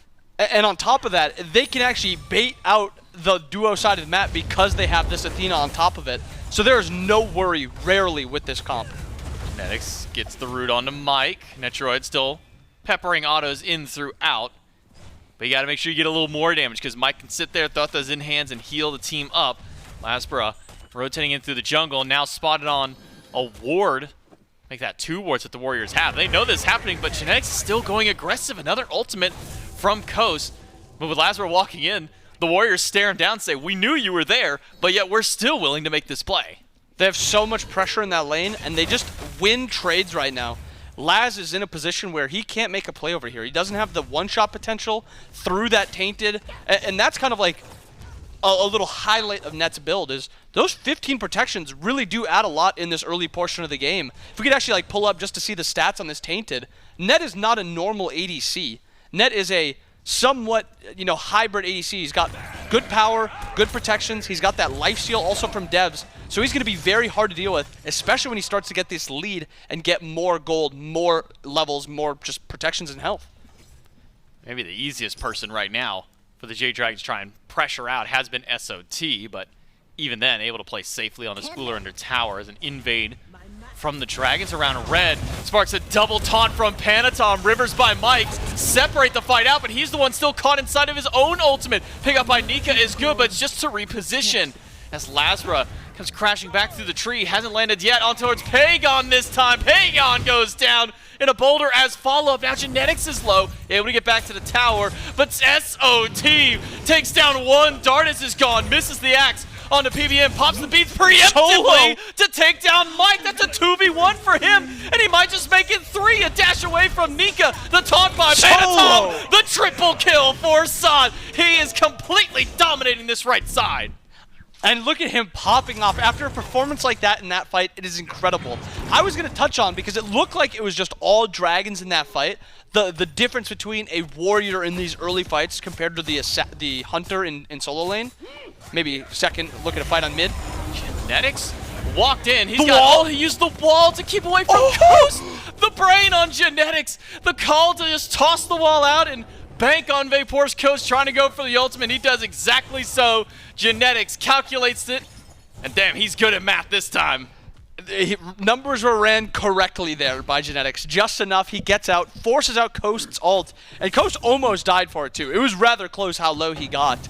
But going back to that fight at the back camps, it was almost all Dragons at the beginning, but then just not enough damage quick enough, and Solo was just able to get multiple rotations of that Ullr kit. He had the trans, he had the Jotuns, so he had plenty of damage and plenty of cooldown to be able to get through his kit very quickly. And he's able to get the triple kill off of it, and now he's up 2 levels over there. And a fed Ullr from solo lane is a god who can just walk around, clearing, invading, and is very hard to deal with, because you have to try to shut him down. And to touch on quickly, he did go for that blink again. So it is something you can kill. You can go and deal with him right now. Beads down for 70. LASBRA on the way. LASBRA doesn't have blink though. Walks in SOT with a quick axe toss. SOT may just take the fight right back. He doesn't need the beads. He's just gonna go for a fight anyways. And now with backup from Panitom, the Oni Warriors have no fear. Blink from SOT and the damage is there. Solo kill for SOT. Nika now trying to run as fast as he can, but SOT has got the damage. 2 more for Sot. The Oni Warriors are just running through this map.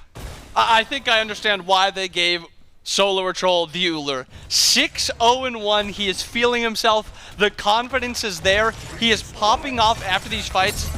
And a SoloOrTroll who's in the I'll solo you phase instead of the I'm gonna troll phase is night and day one of the hardest carries in the entire league. SOT 6-0-1 to start this one out. 0-0-6 for Genetics. Have to highlight the Terra as well, who wasn't even a part of that team fight. That was Panitom jumping on in, Pegon rotating over. Who I have to also mention, Pegon has been going back and forth across the map.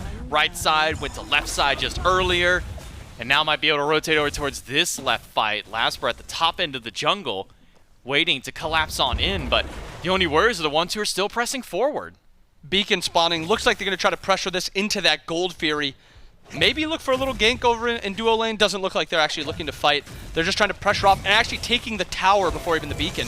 The beat catches out the pod. Dardez has to go up into the house and try and turn and burn right back through. Mike has shown up. The damage is good, but Sot's got the jump. Mike needs 1 bit of damage, or maybe from LASBRA, but he misses jumping off. No! SOT nearly turns it around. LASBRA, though, falls down to the bluestone damage after a kill from the grave, but add 1 onto Pegon. That's 2 now for the Jade Dragons. It's only the tanks on this side. Netrioid nowhere to be found.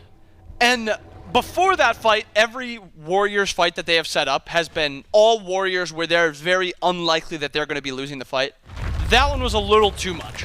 They went a little too deep. They forced out a little too many of their own abilities while taking bad trades. And actually, Dardez got off a ton of damage when he was getting collapsed on there. And through that entire time, Coast rotated over, And Net didn't have a thought in his mind about rotating. He wanted to push down that tower. So just a big advantage for the Dragons there. Still a 4,500 gold lead. So the Dragons are not out of the clear, or not in the clear yet about how far behind they are. But this is a good little opening for them. They can slow the game down, you know, kind of try to delay the Gold Fury, so when the Pyro spawns, they can actually look to trade those objectives. But if I'm the Warriors at this point, I want to go for this Gold Fury now. I want to start pushing this down right here, so then we can go to the Pyro and not actually have to trade. We get both of them. I think Zotz is going to keep chasing down Nika, and no reason not to. He's 2 levels up. Panitom's right behind him. LASBRA might not even get a chance to help out in this fight.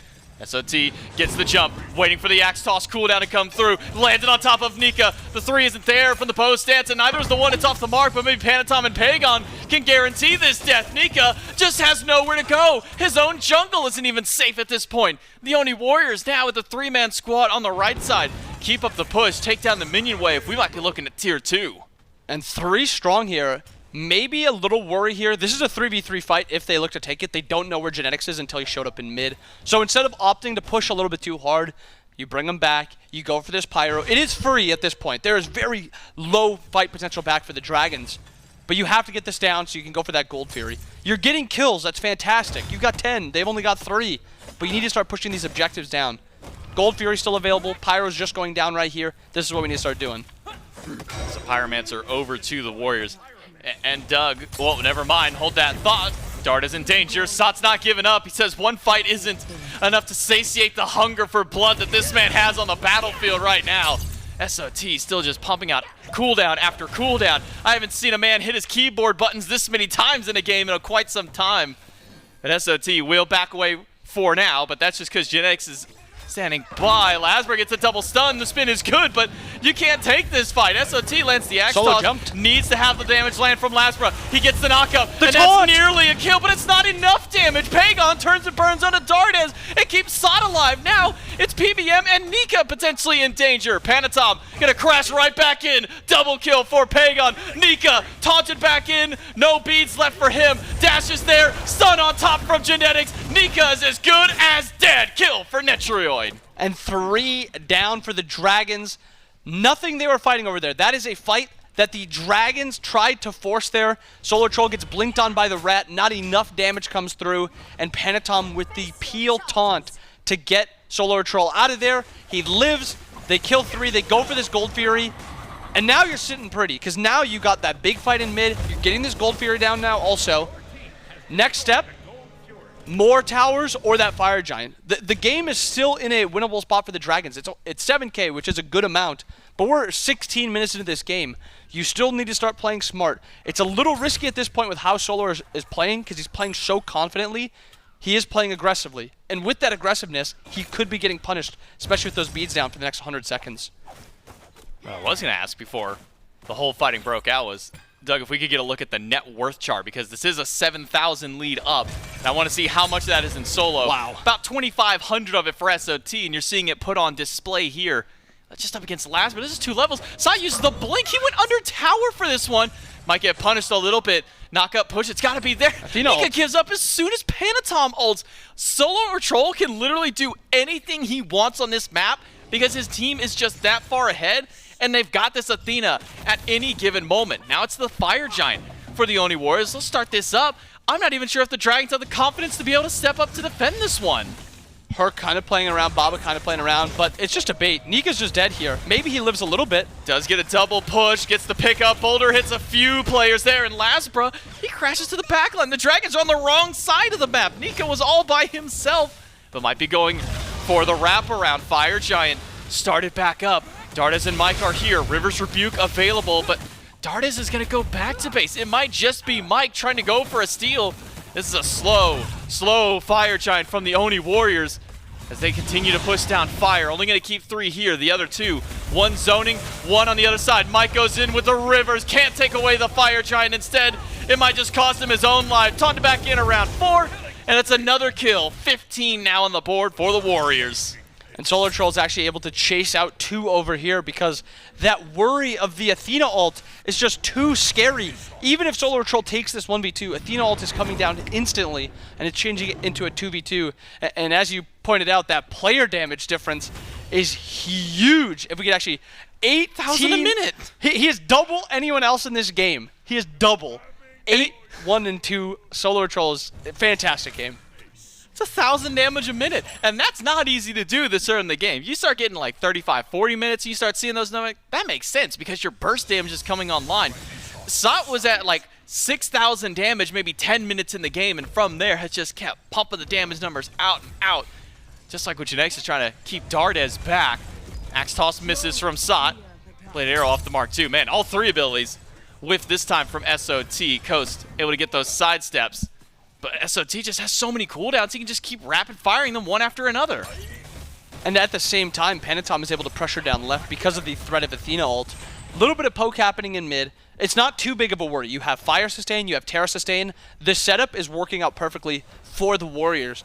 The one slight downside is this isn't a winnable 1v1 for Panitom at this point. He doesn't have the damage, he doesn't have the burst. It's not something where he can actually threaten Laz. So just might as well get him to group up. Have 5 strong here. I don't know if they realize that Genetics is the one to the right side. Jungle, he's now shown himself to Dardez, jukes out 1 damage ability, but the wall goes through, just off the mark. Nika pushes Genetics under the Phoenix with a taunt, pulls Nika right back, gets the beads away, pickup is good onto Pegon, and the silence keeps him in place. Now it's LASBRA crashing off the tree, finds Pegon, but the Aegis is there, the Dark Portal's not enough, LASBRA goes down, it's a 1-for-1 trade where Pegon gets 1 before he's the one to fall down. SOT taking a bit too much chip damage from Dardez, ends out the battle. The tier 2 goes to the Warriors, and 1 kill apiece for the squads. And that's the threat of Herc right there. If you get a pluck onto Pegon, and Pegon doesn't relegate correctly, you're dying. And that is a chase potential that Laz provides. So if you're the Warriors, you have to be a little bit more, safe and respectable to this Herc. He's 1-6, yes. But even if you're 1-6, Herc's pluck does the same thing. His dash does the same thing as if he's 8-1. So you still have that pick potential. And realistically, that is the only way an Oni Warriors comp can lose at this point, is via picks. Play a little bit more respectable to what they can do, and then play to group up a little bit more. The early Fire Giant by the Warriors. So far has only been able to get them that 1 tier 2 tower in mid. Only a minute left on the power play before that buff fades away, and we'll have to wait another minute after that for the spawn in of the objective. So this might be the slowest that we have seen the Warriors play, and that's even taking in game 1 into account. As we kind of peter out, wait for this buff to fade, maybe we see someone push over towards another tower, but with how far the waves are back, Netrioid, SOT, just going to get some farm. SOT maybe a little further up than he needs to be, but level 19, he's just trying to get that 20, he's trying to get Bluestone online. And that's exactly it. That is the next spike that everybody on the Warriors are playing for. Maybe a little fight in mid here on Panitom. Panitom stun, crits are good, and that's the pick that the Jade Dragons need to try and fight back in. 45 seconds till Panitom is back up off of respawn, but that did buy space for the Warriors to go right to the Oni Fury. That objective will go to them with no contest from the Jade Dragons, and all the while, SOT did hit that 20 backs, picks up that Bluestone, and is nearly full build now. And Solo's 20 now. You have 20 on Pegon. Can we actually get a look at the gold quickly so we can see how close the entire Warriors comp is? 3K in hand for the Warriors, so actually very close for Netrioid to get that starter. 1,700 for Panitom. Once he hits that 20, he's got that starter also. And alternate. I was looking at the exact same thing. The alternate timeline for Pegon. It's good in a game like this where he is part of the, I don't want to say frontline, but he is part of the CC that's needed for this Warriors comp, so he's going to have to play a little bit more forward. Now this gives him that either that second life, and then just outright it gives him extra protections to survive a little bit longer. And now I believe 40% of HP given to you on a revive, where it was the 25. And before now, really was kind of just what we would like to say almost the Benny Q style of play. He would love to go this pick when his team's winning, grab it, we're ending the game, go ahead and get a proc with it on the Titan. We'll see if Pegon even gets a proc with it this time, as the Oni Warriors push down the right tier 2 tower. Fire Giant spawning up in just a few seconds. All of the Oni Warriors, minus Panitom, but he's got the global. He can jump over at any moment. He'll head right over to the Fire Giant. Mounting a single member of the Dragons wants to even try and step up to this one at 2 Fire Giants. The second one here at the 22.5 minute mark. And the Oni Warriors up nearly 10,000 gold to the Dragons. And the Dragons have liked doing this when they're giving up fires. They like to, well, this time they're obviously not doing it, but they like to have one of their frontliners look for a contest. Mike did it earlier, Nika did it before that. And then it's just a, if we get the steal here, this game delays so much longer. This time they opt to give it up, and they'll opt to send Coast down left and LASBRA down left to maybe look for Panitom. Panitom was showing that he was pushing that wave out, so they're just trying to find something, find a little opening to then get a free Phoenix. Because at this point, the hardest point is going to be to break open the base. Getting these Phoenixes is not easy when you're fighting into a Baba, into a Yemoja, into a Hercules. You have to come into them, and if you're walking into that Phoenix, it's free plucks for Nika. So I think we're watching Nika for these next few fights. As he's starting to now slowly catch back up to SOT. Now that Sot's hit 20, he can't go any higher. He can't go beyond there. So XP-wise, we'll start to see that gap closed up a little bit. PBM does finish up his starter item, but he's the only one outside from his dual lane partner, Coast, able to really finish that one up. Actually, LASBRA just getting his as well. So we do see a few starters now picked up for the Dragons. Not going to step up to this tier 2 tower. Maybe it's just it's only Panitom there nearby to try and push that one down with that Polynomicon. Gonna take Panitom a while to do this.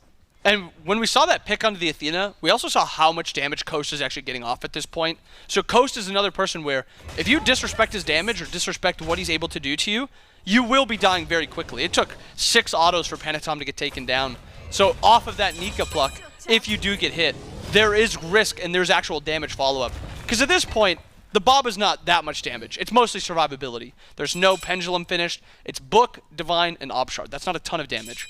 But the survivability, the cloak, the shield, the constant poke for Divine procs, it's there. It's more harassed than anything. Sot gets caught out. No. Even beads is not enough. No Aegis available. SOT down for 50. That might just slow down the momentum of the Oni Warriors. You mentioned it earlier, Bobby. Picks are going to be the downfall of the Oni Warriors. The Jade Dragons just keep finding one pick after another. First it was Panitom, now it's SOT. Doesn't stop the gold lead that the Warriors have, but maybe slows down their sieges at the least. And this Fire Giant is it was a very important Fire Giant because they have Titan going down right side. They have split potential with Panitom. But with SoloOrTroll dead and that pick potential that the Dragons got, this is a tough spot now for the Warriors to be in because what was a near-free Fire Giant, or a near-free Phoenix is now Titan pushing down right, but somebody's able to answer that, and then you have a 4v4 fight elsewhere. Maybe send Coast over to right, alongside with Mike, the dual lane of the Dragons, going to defend against the Titan. Mike actually going to circle back to now rejoining in mid. It's a 3-man push for the Warriors on left. Pegon going to rejoin the rest of the squad. The Rivers have caught 2. Netrioid able to dash out. Genetics still caught in the middle of it all, but it's a taunt onto Nika. He's down to a quarter of health, able to dash himself back to safety. Oni Warriors still pushing in. Left side Phoenix, a foregone thought. You're going to lose a Phoenix there, nearly guaranteed.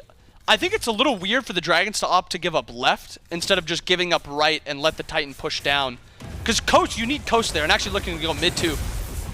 Does get some good damage onto Dardez. SOT is now back and healthy once more. He'll start working on the Phoenix with that Hydra's Lament proc consistently. That Hydra's plus Poly is just making this so much easier for the Warriors to get this poke damage onto the Phoenix. Pegon gets the ultimate, taunts Dardez back, and now it's going to get LASBRA up on the tree over to Sot and Panitom. LASBRA dunks onto Panitom. SOT, though, takes a bit too much damage. Big startup for the Jade Dragons, and a boulder from Nika is not doing a whole lot because Pegon's got to fire right back in, but the damage from Dardez is more than enough. Alternate timeline, though, will keep Pegon alive. The Warriors, they've gotten 2 Phoenixes. It's time to bail out.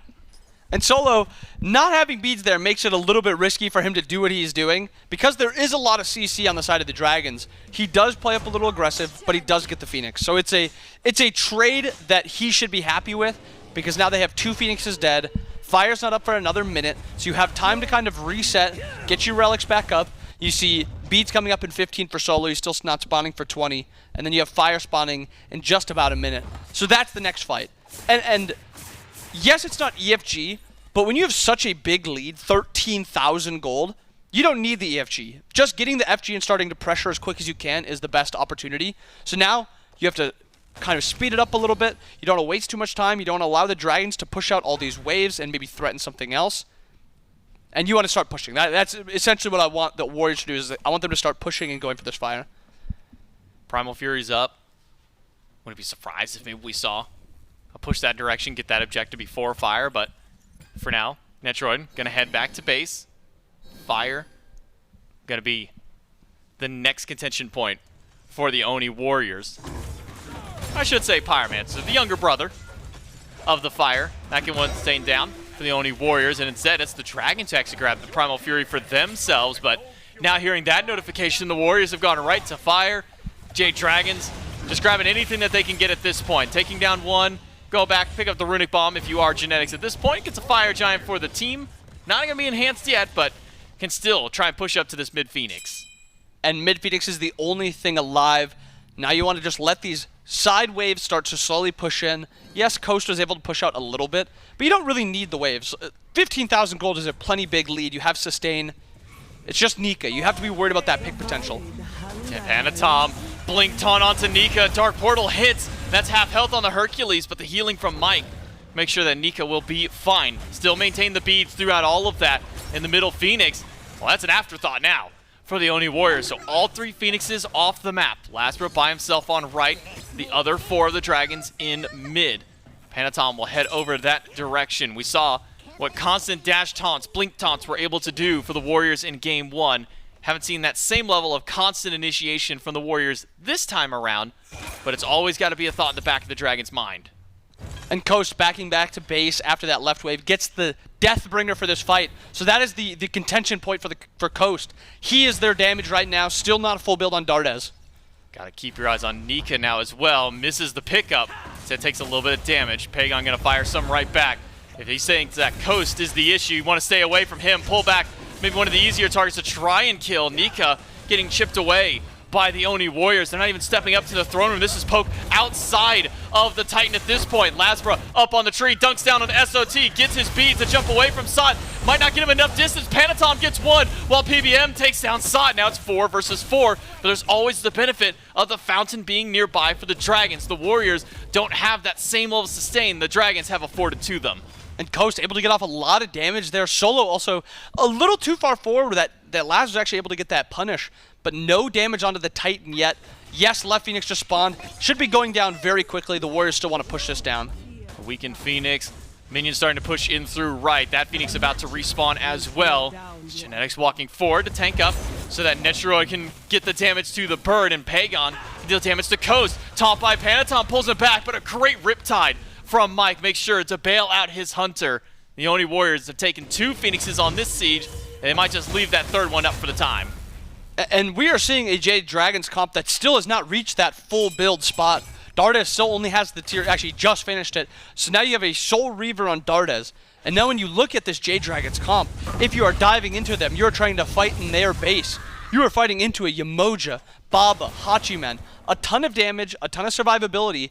So now the Warriors kind of have to play this really smart. Do they actually have true 5v5 potential?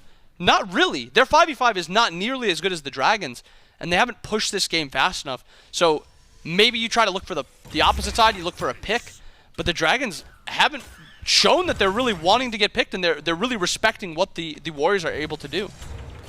I think an important factor for me is we talked about how dominant SOT was at the very beginning of this game for the first 16 to 20 minutes. But these last 10 or 11, he went from 8-1 to now 8-4. SOT just has not gotten to really team fight at all during these matchups. Maybe this elixir of defense will give him a little bit of extra safety and survivability.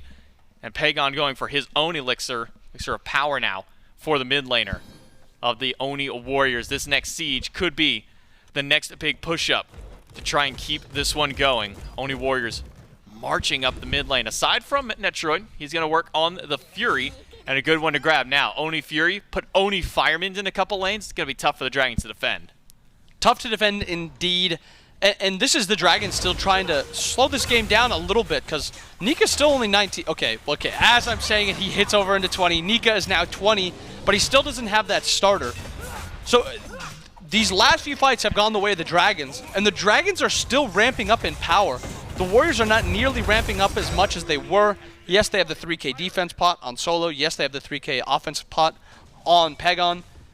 but we've seen these fights happen, and it's kind of been all dragons since, I mean, ever since Solo has started dying a little bit.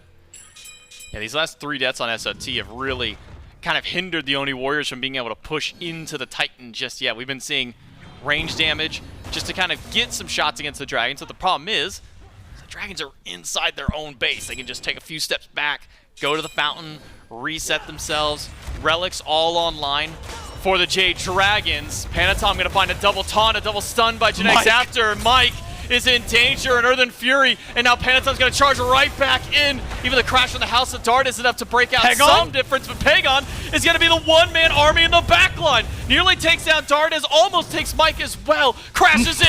That's one for Pegon. He gets silenced out of his damage. The Raijin's there. Pegon takes out Zen, and the alternate timeline procs, and now Coast goes down. He does it all on his own. The backup from Sot gives them the double-double. LASBRA, the last hope for the Jade Dragons, but he's just got to defend the minions. He won't even get to go back because Sot and Pegon will keep him out. Won't be able to get the kill, but the Titan goes down. Oni Warriors now up 2-0. And right as he goes for that dash taunt in mid, I was going to speak about, just give up that fire. You don't have to get stuff pushed out. You've been defending well in your base. And then Panitom hits a 3-man taunt, and just as soon as that happens, fight's over.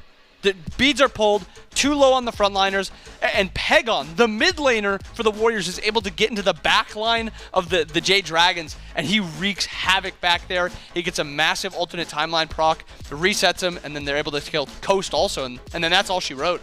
I mean, that was Pegon zoning 2 by himself, forces a third to come back by, while the rest of his team is handling the 2 people who are left in the back line at that point.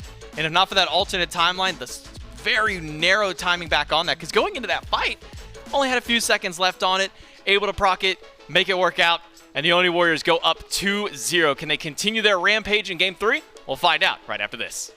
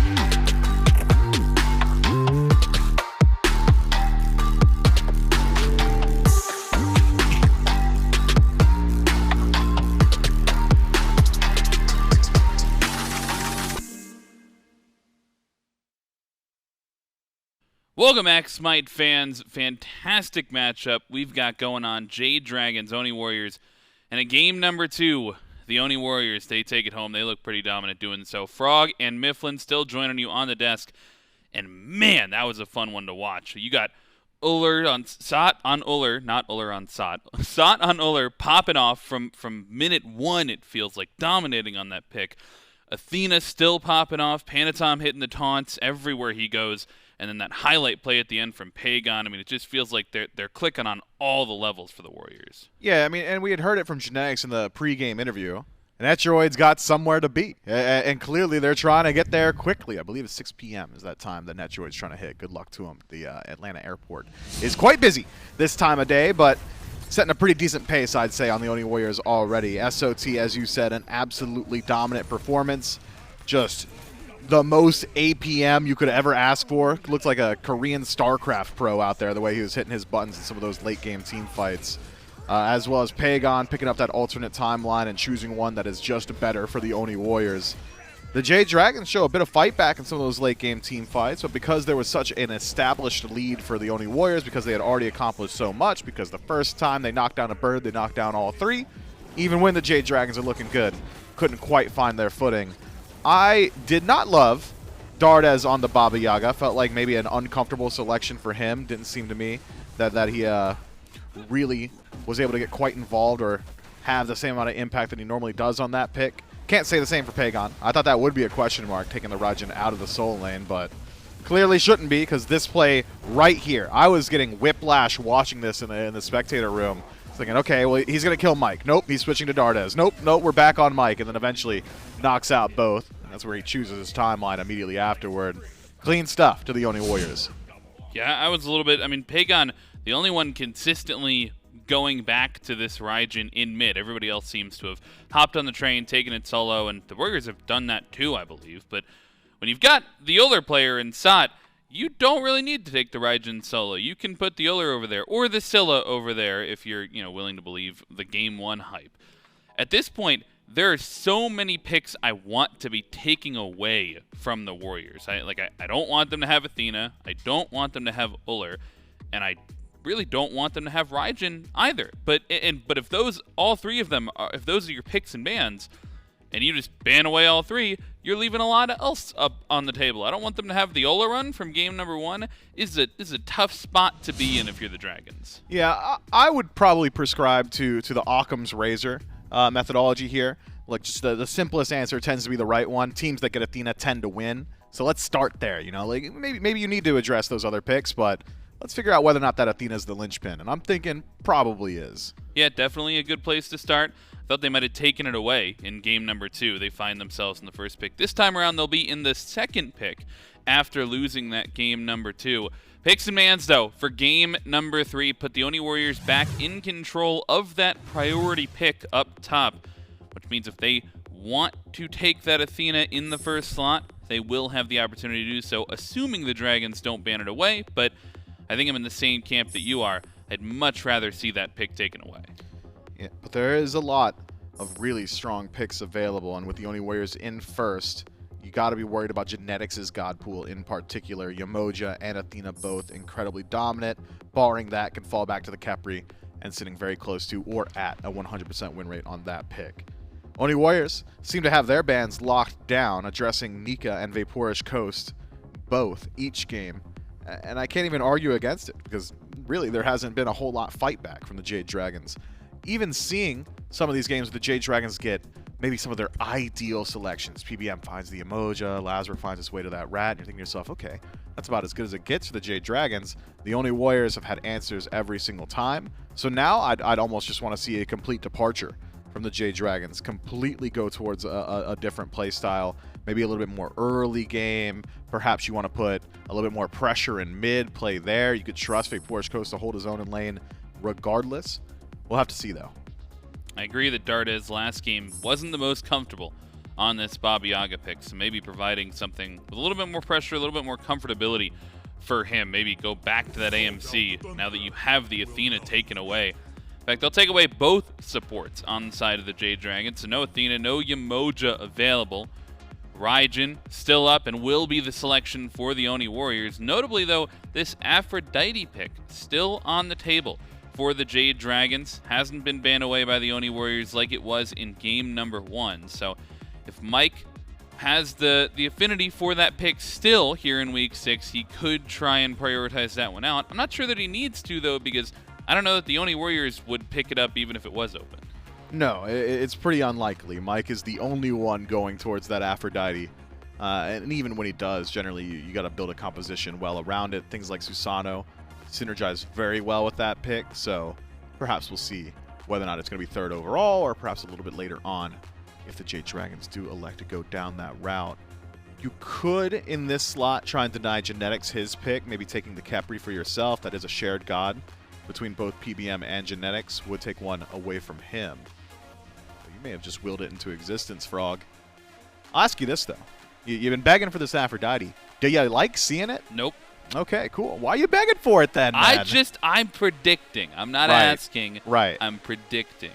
I am merely a, oh gosh, what's the word where you get possessed and you you just say things that are coming to, I'm being fed information is what it is from the deities telling me that Mike is looking for this Aphrodite.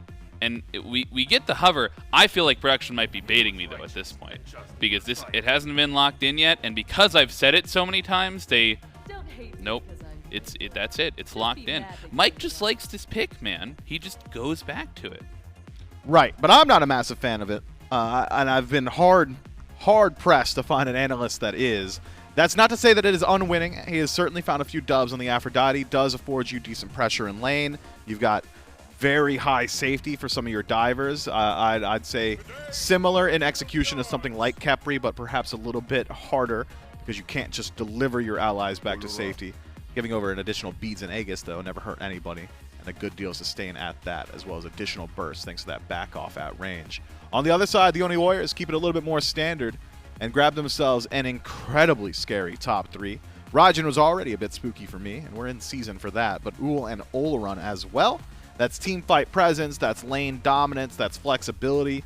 I mean, any one of those 3 guys could go to any one of the 3 roles that you associate with them, and I wouldn't exactly argue against it. That is scary for the Oni Warriors. That top 3 screams pressure in all of those lanes as well, which if you're the Jade Dragons, one that has liked to go late, especially with this Aphrodite pick, you're going to have to try and withstand that pressure. Morgan Le Fay, not a bad step towards doing that, though. Maybe a pick that Dardez will feel a little bit more comfortable on, and perhaps one that Nika could go towards as well. We've seen this in the solo lane pick throughout today and the weekend. But the bans come through in the second phase, and quickly we get into the 4th pick for the Jade Dragons, a Tsukuyomi for LASBRA. That's an interesting one. A lot of damage output early on. The disarm going to operate well into the Olorun. Not exactly the most mobile pick on Olorun, so Caltrops as well. Just a really good dive tool there. Piercing Moonlight will remove you from the playfield even in time dilation. So if you just hit Olorun with it, you're essentially Aegis the entire time while simultaneously dealing damage. There's a lot of interesting interactions for Tsukuyomi into the God of Time Dilation on the other side. And then just a great connection target, great kiss target for Aphrodite. Just be a part of that dive. Make sure that Tsukuyomi feels a little bit more safety going into some of these late game team fights. That said, looking at the Jade Dragons draft, if you are constantly connected to Tsukuyomi, who might just be the core of the front line until we see a potential soul lane lock-in for Nika, that will leave Morgan Le Fay on her own in the backline, and for the most part, pretty self-sufficient. Dragonflight going to interact really well with more melee-focused divers, but haven't seen one just yet. Odin hover. How does Odin play into this Jade Dragons draft? It plays well. Wow. And Odin with an Eset, making sure that he's got additional protections in the cage and burst damage, plays exceedingly well. This Odin pick, it's one the Oni Warriors have gone towards, I believe, twice now, but generally in response to the Hell. I mean, into what the Jade Dragons have got here.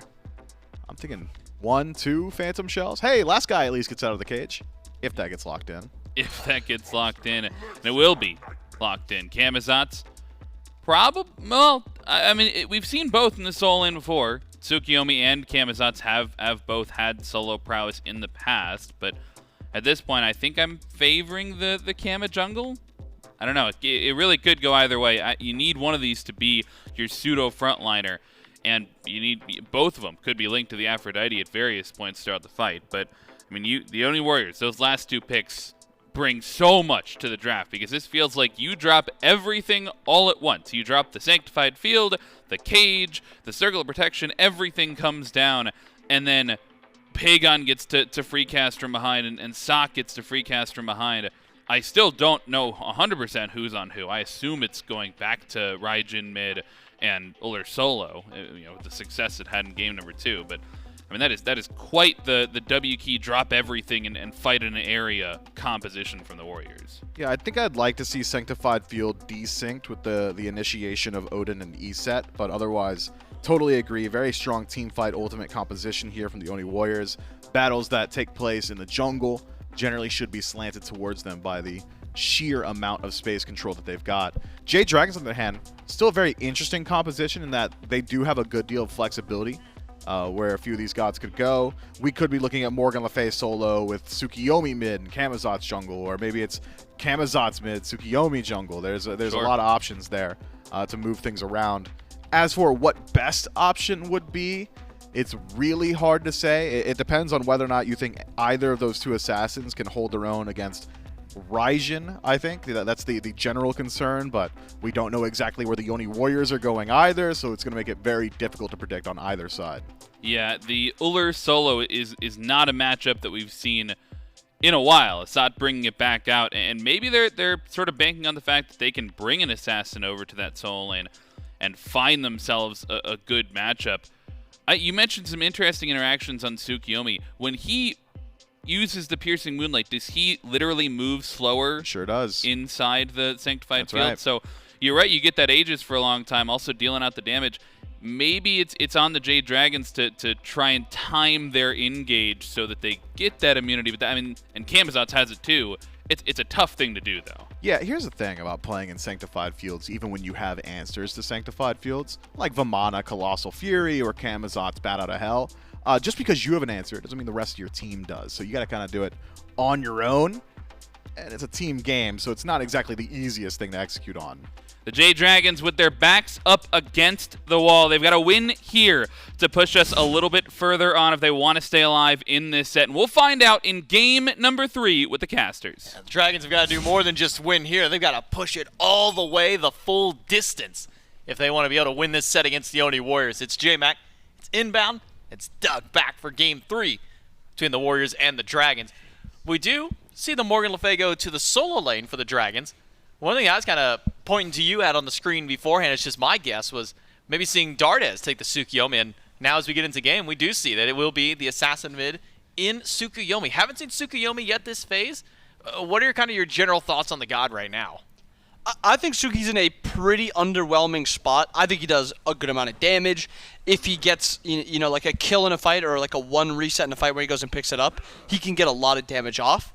But fighting into a comp that plays so far front to back, and they have a lot of gods that are going to be building into Aegises, it is going to be very hard to get value out of the Suki. He's basically going to have to play for poke. But to play for poke, he's going to have to walk up into range of the Eset 3, the Eset 2, Ullr Axe, Odin's stun, Pegon's damage, even a couple autos from Netrioid just to be able to trade into them. And I just think he gets outranged way too hard this game. We do have decently quick camp clear for Genetics and Netrioid on this. The Eset once more for Genetics. I believe we've seen him play this once or twice so far this phase. The god itself has rotated through a few different spots. We saw, I believe, 1 Eset jungle and Eset mid, but kind of going back to what I guess we can kind of establish as her new home once more, back over in the support role. Going to be coupling up again with another magical core in Netrioid on the Olorun and Pegon, so triple magic for kind of your initial 3v3 out there.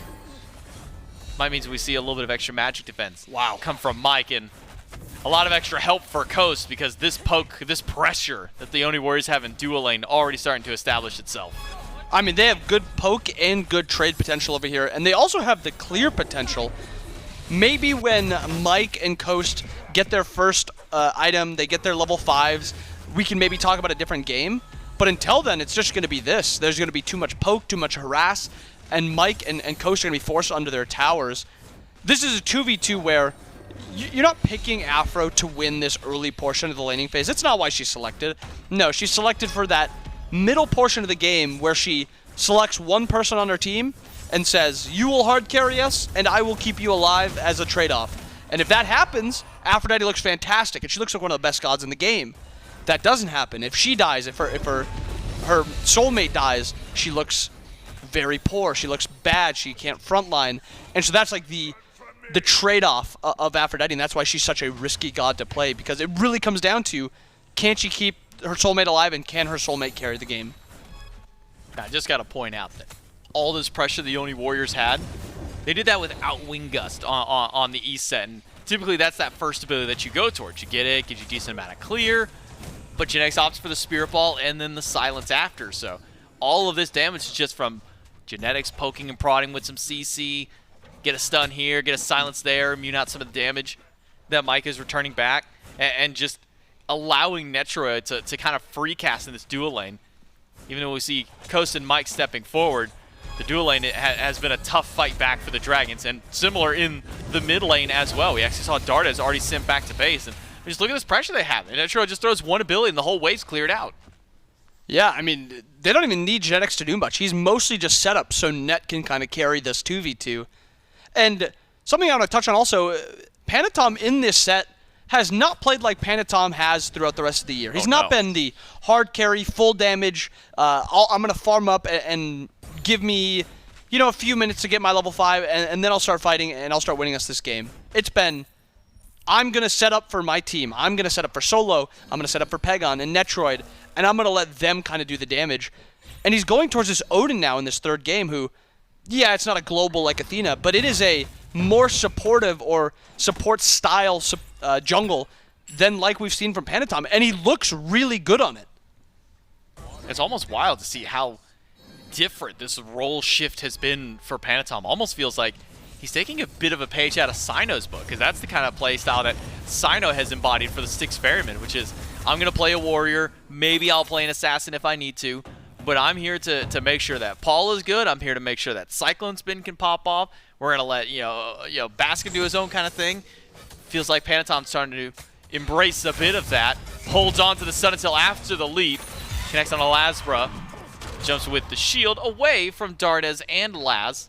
Maybe not able to secure that farm, but still able to give up some pressure in the jungle. And Pegon not having that first item finished, or not even tier 2. He's not really wanting to fight. You see Dardez, Laz got their early backs off. They have that tier 2 Jotuns. So they're in a pretty comfortable spot. They got 30 power from that item. So they're a lot scarier than both Panitom and Pegon were. Panitom getting his back off now, starting to get a little bit of a spike in. And now this is the time that I want to see Panitom start to fight. That Jotun spike is very quick, and it's a god that does not need a ton of protections to be tanky through the shield, just through the availability of having so many abilities with CC and survivability. This is the time when I want to see him get involved. It can be any lane. It can be solo, mid, duo. Whatever lane it is, I just want to see it happening right about now. You got that level 5, you got Blink, got Ultimate. So where does Panitom go to first? As far as characters that can deal with Odin Cage, Dardez is a bit more situational, can ult to try and get out. LASBRA can jump up to the bat out of hell to escape. Everybody else kind of stuck in that case. I mean, I guess LASBRA can also just jump out of there at that. So really, we'll call it 3.5 characters really struggle with dealing with Panitom. So I'd like to see him get active over there. But first up on the chopping block, it's SOT. He was the problem in game 2. And the Jade Dragons gonna put a pin in it for game 3.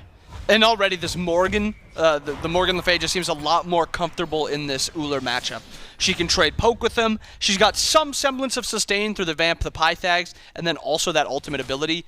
And it's not something where Solo can just jump on him, kind of out-trade because of just how quick the Ullr spikes compared to that, the Breastplate Hercules. A little bit of trade here in mid, but the solo lane difference is just huge. And I like that they changed up what Nika's on this game. The Morgan just seems like a better character overall also. Red buff secured by Panitom, but LASBRA's not going to give up. Will be a cage. The minions can't even walk out of the cage. Panitom's just got to stick by. Pegon can't even try and help him out either. He's lost out on a lot of his health. LASBRA walks in, takes a tower shot. Prevents the back from Pegon for the time. Pegon desperately wants to go back just to get his health back. Does have his Book of Thoth already to start stacking up, but this has been a pressure game now for the Jade Dragons everywhere else, where the dual lane was struggling a bit in the early game. Now it's kind of mediated out a little bit. LASBRA's been able to help the squad elsewhere. And SOT taking a bit of damage there. And I think that now kind of speaks exactly what you were calling for to deal with SOT and kind of what you were highlighting a moment ago on this god. Yeah, and you want to put him behind, because an Ullr who's behind is an Ullr that isn't able to do what you want, where you kind of push the limits like Solo loves to do, and you like to kind of play for that poke. Solo has to play a little bit far back, dash in on coast. Doesn't look like too much happening over here.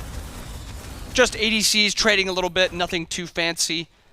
Still pressure for the side of Net and Genetics, and this is the time that I expect it to change a little bit, where Mike and Coast have enough damage and they have enough sustain, where they can look to trade. And you also see Mike already upgrading that Phantom Shell, getting ready for the Odin to come to that side of the map.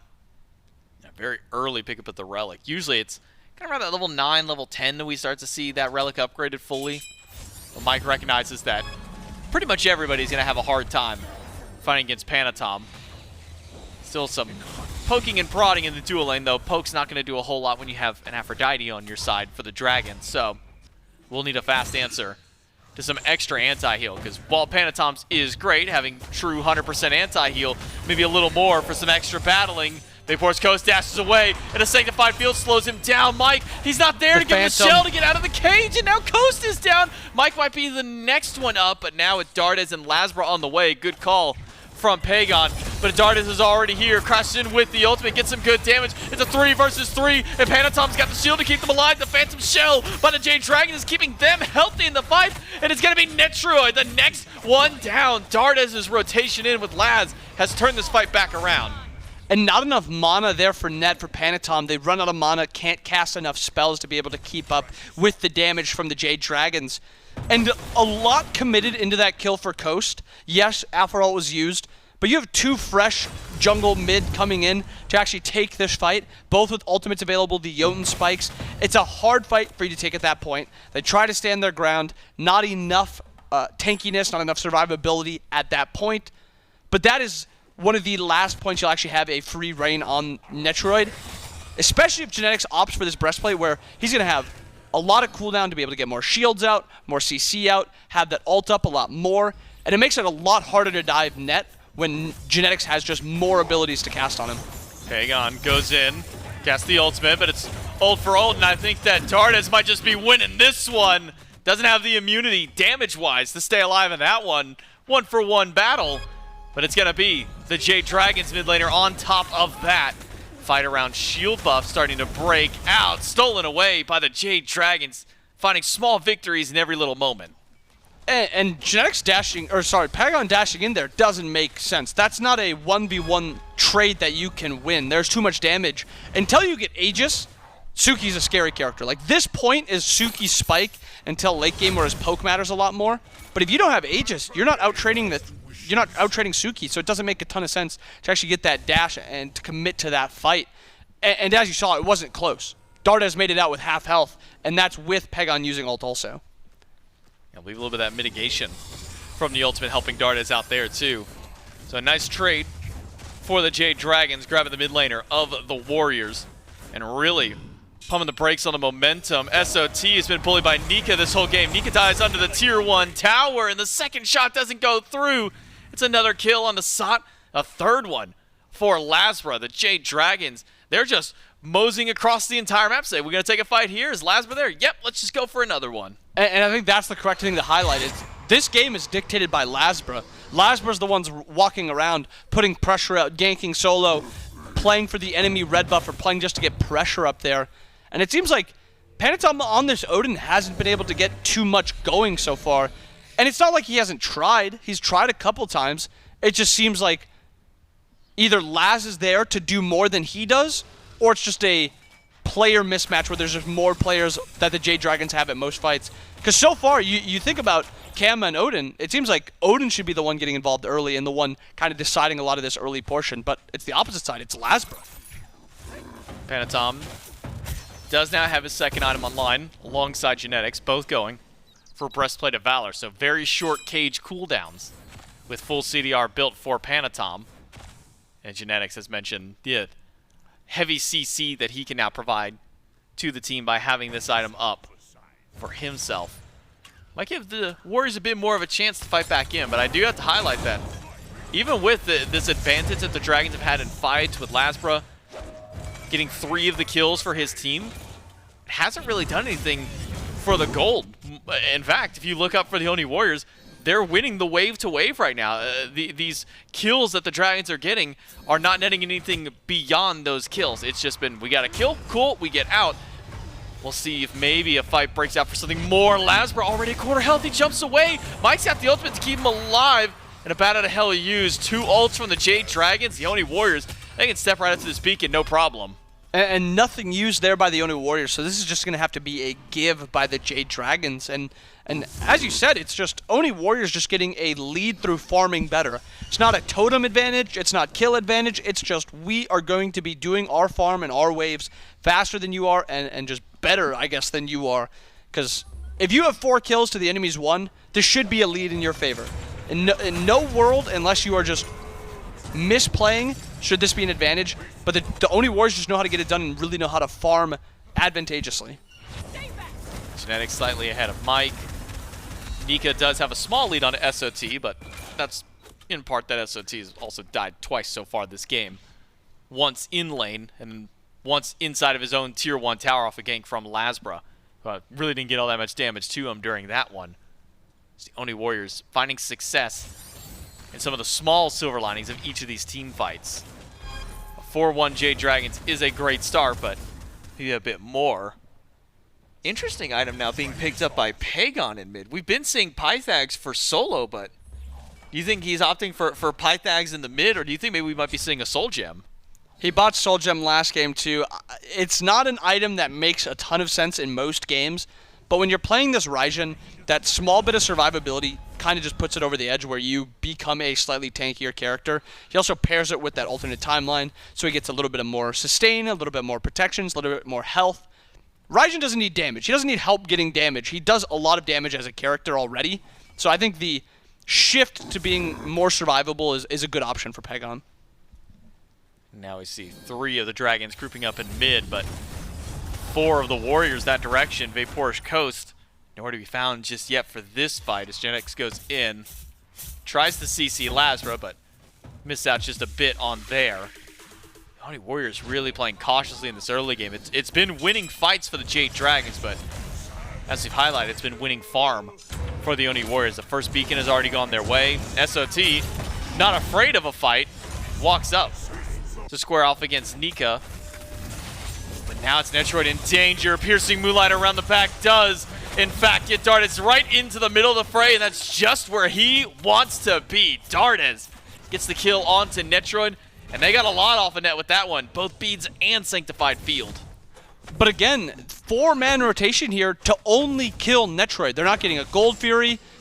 Maybe they're going to be able to get the tier 1 in left, but at best, they're trading out the tier 1 damage in mid, and Pyro's going towards the Warriors too. Circle protection down, Pyromancer for the Warriors, and even with a tier 1 tower from the Dragons that they might not even be going for entirely, they just give that up. They know that there's 4 over there, so it's surprising they didn't stick around just to take that.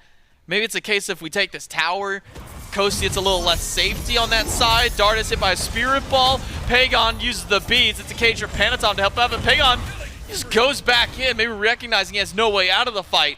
Just tries to turn and fight as long as he can. It's another one down on the Warriors, but Coast and Mike circling back in. Panitom and Netrioid stand their ground, but there's no ultimates from either of them to try and fight this one back in. Panitom just jumps in, gets the stunned out by Mike, and Genetics now closing the gap along with 3 versus 2. Mike's being chipped away on his health bar, but LASBRA sneaking in himself. He's trying to get in this fight. Mike is low, but he's not down just yet. The Phantom Shell's there to keep him alive, and a piercing Moonlight from the Tsukuyomi to take down Netrioid. Another one for Dardez. The image connects onto Panitom. He finds a stun on LASBRA, but he doesn't have any follow-up, and in fact, he's going to have to lead Genetics all by himself because now he's being chased out. And a slight misplay in mid causes Genetics' death, Netrioid's death, and now Panitom's death. This isn't just a 3 for 0. Actually, Dardez gets killed. Solo and Pegon are looking to kill him. Nika also pushed forward a little bit too much. Also, damage coming through. Damage kill onto Nika. Solo with a nice double kill. 3 for 2. So after that fight in mid lane, kind of transitions to a chase out onto both PolarBearMike and Coast. But there's not enough damage in those three. Genetics and Panitom are not damaging characters. Yes, Net does damage, but it's not enough to kill through the Afro survivability. That gold chart looking like a heart rate monitor at this point, how much it's bouncing up and down. But it's still favoring the Oni Warriors, and I think that's the part to keep highlighting. They lost more players during that fight. They lost 3 versus 2 on the opposite, and who else but the Oni Warriors to go right back to gold? They don't even need Circle of Protection because the Dragons just aren't there. The objective play by the Warriors has just been spot on in Game 3. And that's exactly it. Objective play and farming, it's just better in the Warrior side of things than the Dragons. Pyro, Gold Fury, even the mid-tower poke, while it's not gone down yet, it will be going down soon because it's so low. This is just gold sitting in the pocket of the Warriors now. You have 2,000 gold lead, 4 strong here for the Jade Dragons. Looks like it could be free. We'll see what happens. Will be beacon for the Dragons. Pegon will get a little bit of damage towards LASBRA, but not enough to threaten them off the beacon just yet. Nika stuck inside the Odin cage. Damage from Sot, not quite enough. Nika gonna try and resustain in because now the rest of the Dragons are coming back, waiting for those cooldowns to come back up. Sot jumps away. LASBRA chases him down. Swipe in from the bat out of hell. That's 1 for the Jade Dragons, but are they gonna be able to get anything more? Panitom jumps away. 4 of the Dragons chasing in. Pegon's used the Aegis. The Spirit Ball's there, but it's another piercing moonlight right to the backline. Pegon's got no escape from the damage of the Dragons. 2 more down on the Warriors off of their push on right. Maybe I shouldn't have been speaking bad on this Tsukuyomi, because so far Dardez is looking fantastic, and with that play, they're looking for this Fire Giant 5 strong. 5-1 on the Tsukuyomi. Fire Giant down to 50%, but there's still 3 of the Warriors nearby. Circle Protection not up for Genetics. And Panitom's ult coming up soon. Genetics collapse on by 3, but he's just going to wing gust away. VaporishCoast collapses in along with the rest of the team, and a Sanctified Field has now caught 4 out. Genetics shells to keep himself alive, but only for a moment longer. Caged by Panitom is a coffin for Netrioid. The Jade Dragons collapse in and take down 2 more. It looks like it was just a bait and they were trying to pull them in. No commit anymore for that Fire Giant, but that is 2 more kills for the Jade Dragons. 13-3 in kills and still down in gold. Crazy. I have no idea what to say other than it is just crazy that they still have the lead. 5,000 XP. Solo maybe overstay a little bit. What is Sot doing that far up? He doesn't have a relics. He just used his beads to escape. Panitom jumps out.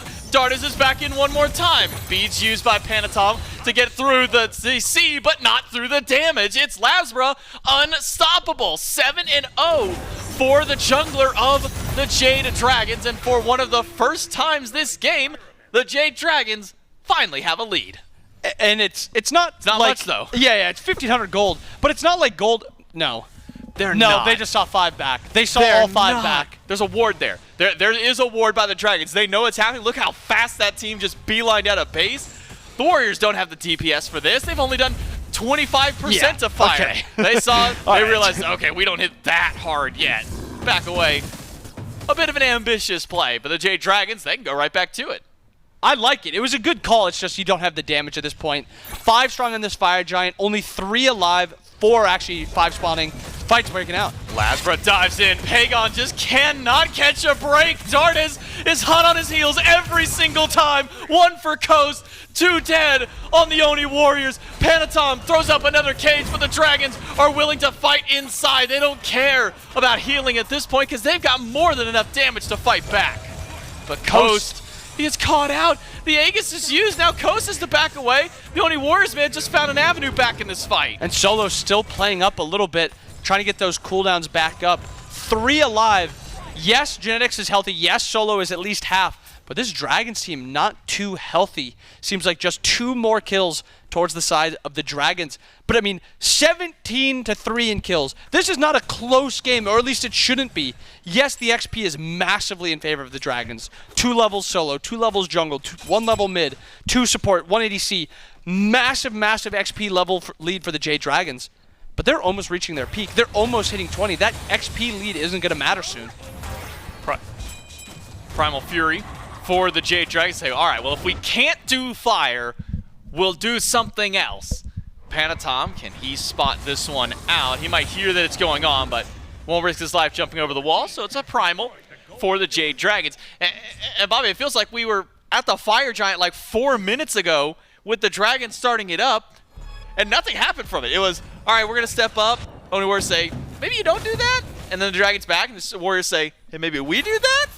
Nothing's worked out yet. A pick on a Dardez would be massive for the Oni Warriors, but they just can't get the damage to him. It's Pegon getting bullied every single time. And Pegon right now is not doing what they need him to do on this Raijin. It's not like it's his fault. He's just getting pressured out really, really hard by the Jade Dragons. Whenever Laz sees him in an opportunity to commit to him, Laz is committing. Dardez, if he sees him walk up too far, that Piercing Moonlight is committed to him. And so far, this Jade Dragons comp is living and dying by these assassins. But when this game goes later, we get to those 5v5s, grouping happen easier and a lot more. Will those assassins still be able to do what they've been doing in this mid portion? It will be harder, but will they be able to get the damage out? Warriors are going to stay grouped up in mid. No tier 1 tower for the Dragons to fall back onto. There is a beacon spawning in now. The Jade Dragons and LASBRA trying to loop around to find damage, and that's just 2 abilities on Genetics. They've already broken through the shield and got the Circle of Protection. LASBRA is doing so much damage on this Camazotz alongside with Dardez. The Jade Dragons keep the Warriors off the beacon for now, but every little bit of poke from LASBRA is just chipping away at the health of Genetics, and they don't have a way to resustain this. And they're both actually looking to poke a little bit. You have the SoloOrTroll Ullr's poking, Pegon is also poking, but the sustain advantage on the side of the Jade Dragons gives them just enough to get to this beacon. Netrioid's going to heal up Genetics a bit, but it will be a beacon for the Jade Dragons. Now, being this late in the game, we will see the Titans start to push up towards mid. Jade Dragons, with a nearly 4,000 gold lead, will head to the Fire Giant once more. LASBRA not with the squad, instead keeping eyes on the duo, because he's level 20. It's a 6-level down support, multi-levels down, Pegon being dove again. Oh, wait, Piercing Moonlight, we've seen that song and dance multiple times, but the Aegis actually denies the dash out by Dardez. He was left behind that whole time through, and now it's Panitom jumping away to just try and deter the Dragons from stepping into their territory. And the Warriors getting bullied out even from their red buff, but they're not dying. They're able to survive, but they used a lot of resources. 2 staying behind, 5 on fire for the Jade Dragons. Netrioid has ult, Genetics does not. It's going to be a hell of a steal if the Oni Warriors can pull it off. Sanctified Field is down. The Fire Giant, though, goes to the Jade Dragons after 6-7 minutes of poking and prodding around the objective. It's finally handed over to the Jade Dragons. They might try and go for a bit more. SOT steps up towards Pyromancer, gets jumped on by the Dragons, but now the rest of the Warriors are stepping up. And Titans meeting in mid. Little bit of poke still getting traded out. Still, you have big advantages on the side of the Dragons. You have this Fire Giant sustain, you have good sustain from the Aphrodite, and you're poking down the Warriors. You have your Titan now pushing into the tier 1 of the Warriors. Is there something here for defense? Jade Dragons, all 5+ Titan, making a 6-man push onto tower. SOT being pushed back. The tier 1 tower crumbles. The Titan's still alive and healthy as well. Plenty of HP to play with for the Jade Dragons. They know there's no Sanctified Field. Netrioid doesn't have a way back into this one just yet. Panitom, if he can find a great cage, would be a good starter for the fight. Maybe a Spirit Ball from Genetics. Tier 2 tower nearly down. A couple more shots from Coast will make quick work of the tower. Titan's done its job. The Dragons push down 2 towers. And Dragons, a lot of gold in hand, 2k apiece. Both Pyro and Gold Fury are spawning right now. Maybe an opportunity for... Actually, it doesn't even look like the Warriors are trying to contest Pyro. Maybe a contest on Gold Fury. But Dragons all looking to reset. A bunch of items are going to be coming across right here for the Dragons. Massive gold lead, and you still have an XP lead. Yes, it's not growing as much, but there's still no level 20s on the Warrior side. You have 25 minutes into this game, 8k gold lead. You are just getting all your starters. Nika's finished starter, Laz just finished his starter. You have 5 starters on the Jade Dragon side. What you need to not have happen is allow the Warriors to get to their level 20s. Allow them to get spikes and be able to take these next fights. You don't have to sprint it down the left side and get there as quick as possible, but you don't want to give them too much time to farm to make their poke relevant.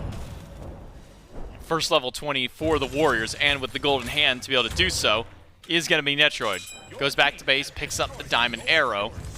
The Jade Dragons have gotten Primal Fury. LASBRA keeping watch inside of his jungle, knows that Panitom and Sot are nearby. And actually is able to track Panitom on a ward. Don't think Panitom or LASBRA can take a 2v1 just yet. Maybe with a low mana SOT though, as Panitom had the defense to help him out. That's two abilities, and that's half of Sot's health. Might be able to take this tier 2 tower, Runic Bomb used to make sure he can do so. LASBRA just going to keep Panitom busy. He says, all right, cool. SOT, head back to base. It'll be a 1v1 of the junglers, and I just think LASBRA might be able to win this one out. Now, not if he misses Screech, uses the beads to get away for now. Panitom, he's just buying as much time, so that way the Jade Dragons now going for their offense over on the left side, Phoenix. And this defense being mounted a little bit, poke getting traded. You still have that Afro. You have that Fire Giant for sustain here. They're just going to be waiting for this next wave. Panitom and LASBRA still fighting over in right lane. Actually, it's not really a fight. LASBRA's just kind of trying to kill Panitom. Yeah, Panitom's on the run right now. This is how long can it take LASBRA to either give up chase on Panitom or for Panitom to get enough distance to go back. He's going to have to actually walk all the way back. Even drags the buff through the tower just to get a little bit of extra time for himself. But LASBRA's fine. Half on his mana. Will be able to rejoin the team. This has been a slow push for the Jade Dragons, but left side Phoenix now down to half. They can still just wait up for this next wave. 20 seconds on fire. Time is of the essence for this Dragons comp. Yes, you can siege without this fire, but you need... Fire helps a lot. That's what it comes down to. This wave is their last opportunity. Not even going to go with the wave. We'll just give this one up. So half damage on the bird. Great start by the Dragons, but now they're giving the Oni Warriors some extra time. A minute left before the Fire Giant comes back up. Waves are pushed pretty far, so the Warriors don't have too much to farm. Most of the jungle already taken away.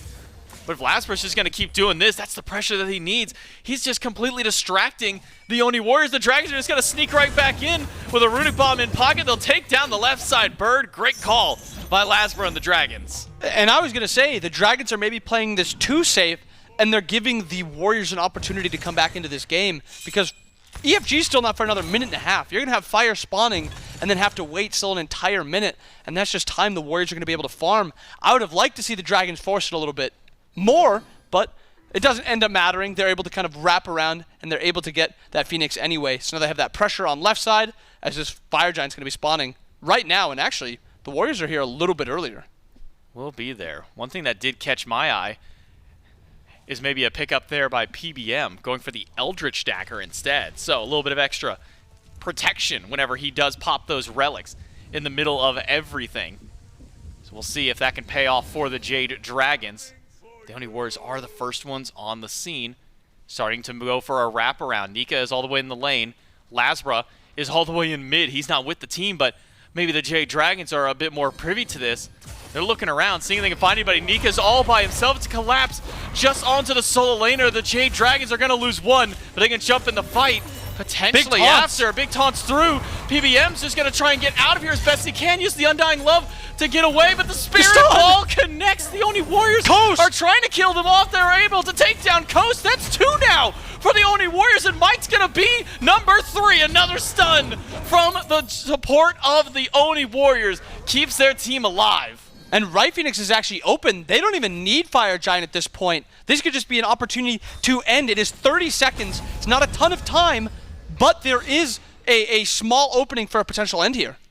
They've been relying on the double assassin of the Dragons to keep themselves alive in these fights. Dardez and LASBRA both have ultimates, but it's so healthy. Are the Oni Warriors? They'll dive right in. LASBRA forced to jump away. This lead was 17-3. The Jade Dragons had all the time to play with this one, but the Oni Warriors are diving in. The cage is there. LASBRA swipes are not enough. The circle protection has kept them alive the whole way through. With Nika spawning in, it might just be enough for the Dragons to hold out. They need a little more from Scylla, and he does it all by himself at the end. The lead is not enough. The Warriors sweep it. And what an incredible end call to make there. Eset ult is up in 10 seconds, so they have to play it as slow but as fast as possible, if that makes sense. They can't go for it right away. They have to wait for that Eset ult, and wait for that Eset ult they do. just barely enough damage. If Solo doesn't have Aegis there, he dies, and actually it resets and they're not able to get that end there. But what an incredible end. This was all Jade Dragons all game long, minus a couple of objectives that go to the Warriors. They're a little bit faster on that Pyro, a little faster on the first Gold Fury. The Jade Dragons, they go up 17-3. We were talking about that at 20 minutes in the game that the Jade Dragons had that kill lead. We're sitting there going, man, where's the gold? Why aren't they so much further ahead in gold? They got all this XP. But that XP doesn't matter when everybody else is hitting level 20.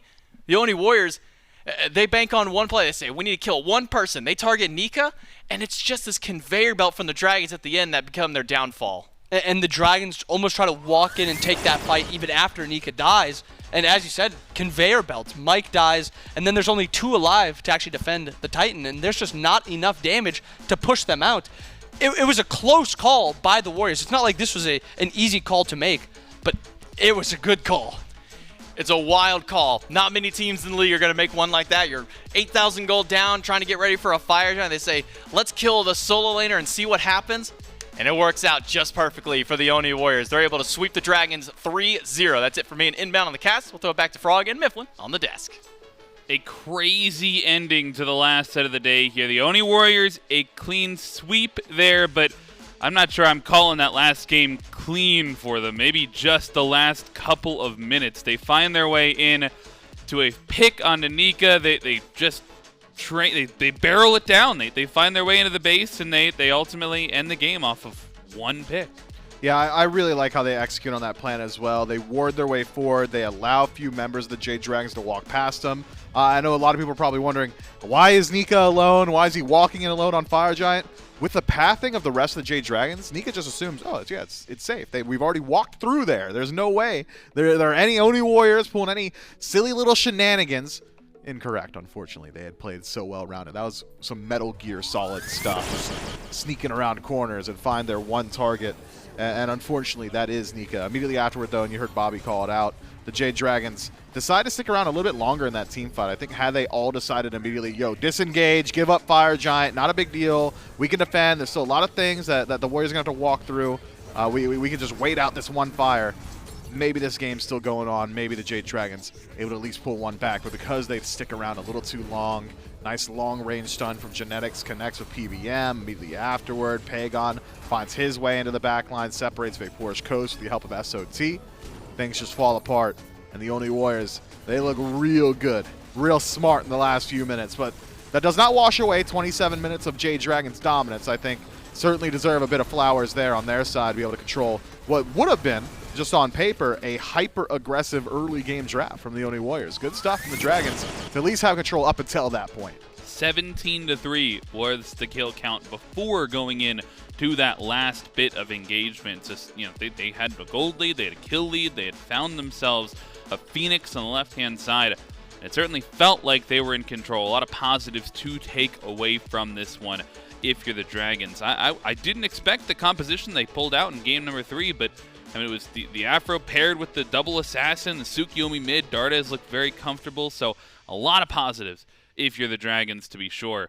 The Oni Warriors, though, in the end, they find the victory. And it's that little bit, I'm always amazed when I see like the little micro plays from the Oni Warriors, like Sot having that Aegis at the very end so that the Titan doesn't reset. Like just the little things that they do so well in those aggressive calls, and they end because of it. Yeah, good stuff there. I mean, mechanical play has always been the Oni Warriors' MO. We saw it from SOT. I'm sure anyone who is enjoying watching his POV stream saw some 360s, some crazy APM, doing 360s in the air on his leaps. This guy, he's always there to put on a show. Yeah, Ullr came back into the meta, and Sot was like, let me cook. And we get to ask him how he did that in an interview with JMac. That's right. I've got SoloOrTroll with me here, solo laner for the Warriors. Congratulations on your win. I just got to ask you, how's your keyboard holding up, man? Watching this Ullr play, I'm getting anxious just seeing like how fast and how many buttons you're pushing all at once. Yeah, the keyboard's definitely beating up. Like I think it was last year on Titans. Like there was a phase where I played a ton of Ullr, and my hand would hurt so bad after like a month of just playing Ullr every day, like all day pretty much. That, like my hand, I had to stop playing Ullr literally because my hands were hurting too hard. So keyboard's definitely taking a beating, but it's a good keyboard. Talk to me a little bit about Game 3, because we're sitting there watching Jade Dragons kill after kill after kill, gold starting to stack up.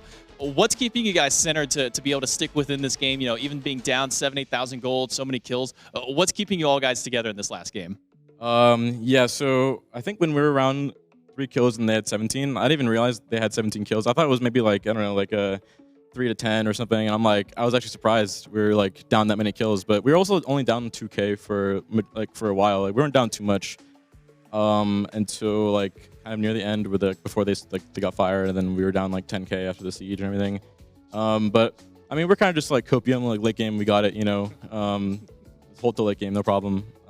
Because our comp is like pretty good late game. We have Ullr, Olorun and Raijin are all pretty like solid early, mid, and late game, and we have like Eset for shields and stuff like that. And we were like, maybe we can hold out to late game. But I think we misplayed a few times and kind of fell too far behind. And who makes the call at the end there, just to collapse it onto Nika in the solo lane? He's all by himself. Who's the one making the call to really start that fight up, and then I guess now eventually pivot that into an end call? Yeah, you already know that's genetics. That's a full-on genetics call. He's like, follow me, wait here, and he's like, wait, don't make noise. And I think someone was like, you sure? And then he's like, yeah, come here. And then Penny's like, I can blink. And our plan is basically just to pick off the Morgan and stay in lane, because we have Eset ult and like a lot of if we're groups and it's like 4v5 with Eset ult, then we win that pretty hard. So it was a pretty good call by him for sure. I was kind of thinking it might have been him, just because off the pregame interview, he's like, yeah, I just want to get kills onto Nika. Like, that's my goal today. And, well, it seemed to have been a successful goal for you guys. SOT, congratulations on your 3-0. I'll let you get back with the team, and we'll throw it over to the desk. Thank you so much, J-Mac. You can hear it there from SoloOrTroll, the impact that genetics has in these comms. We've heard it through the listen-ins, but just right there, little plays like that. I mean, a game-winning call, arguably, for genetics. Yeah, I agree. I mean, it is not even arguable that is the game-winning call. That's true. They did They win lose the game. that game if that call isn't made. I'm with you. You got it. We can take a look at the schedule for the rest of the weekend. This is week 6 out of 7 for the Road to Worlds phase here. We've only got a couple matchups left to go. And we got 2 exciting ones on the cards tomorrow. Gilded Gladiators versus the Eldritch Hounds. Should be a good one. Pretty closely matched one to start the day. And then the Highland Ravens versus the Atlantis Leviathans. For my money, the number 3 versus number 4 team in terms of competitive level here. So should be a good matchup to end the day. And on Sunday, we can take a look at the standings as well as to how these teams are rounding out.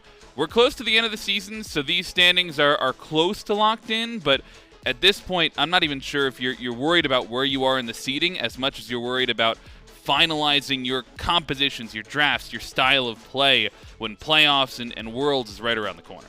Yeah, you got to figure out all those last little minute details. Gilded Gladiators in particular still need to adapt to having some new teammates. Everyone that's had some roster changes in this phase probably have their eyes set on just locking in, make sure they have as much practice as possible as we start to round that corner to Worlds. Worlds right around the corner, as is playoffs in just a couple of weeks, and I think there are some good matchups remaining tomorrow and next week as well. But I think we've seen a couple of great ones today. Oni Warriors, they take it 3-0. We saw earlier today the matchup as well. You got any final predictions for what the Oni Warriors are gonna try and bring out? I'm predicting the Oni Warriors are gonna bring some spice for the playoffs. Got any big predictions? I'm really throwing you for a loop. Ao Kwong. That'll do it for us on the desk. It's been Frog. It's been Mifflin. Thank you so much from us, from all the casters, from all the behind-the-scenes production. Thank you so much, and we'll see you next time.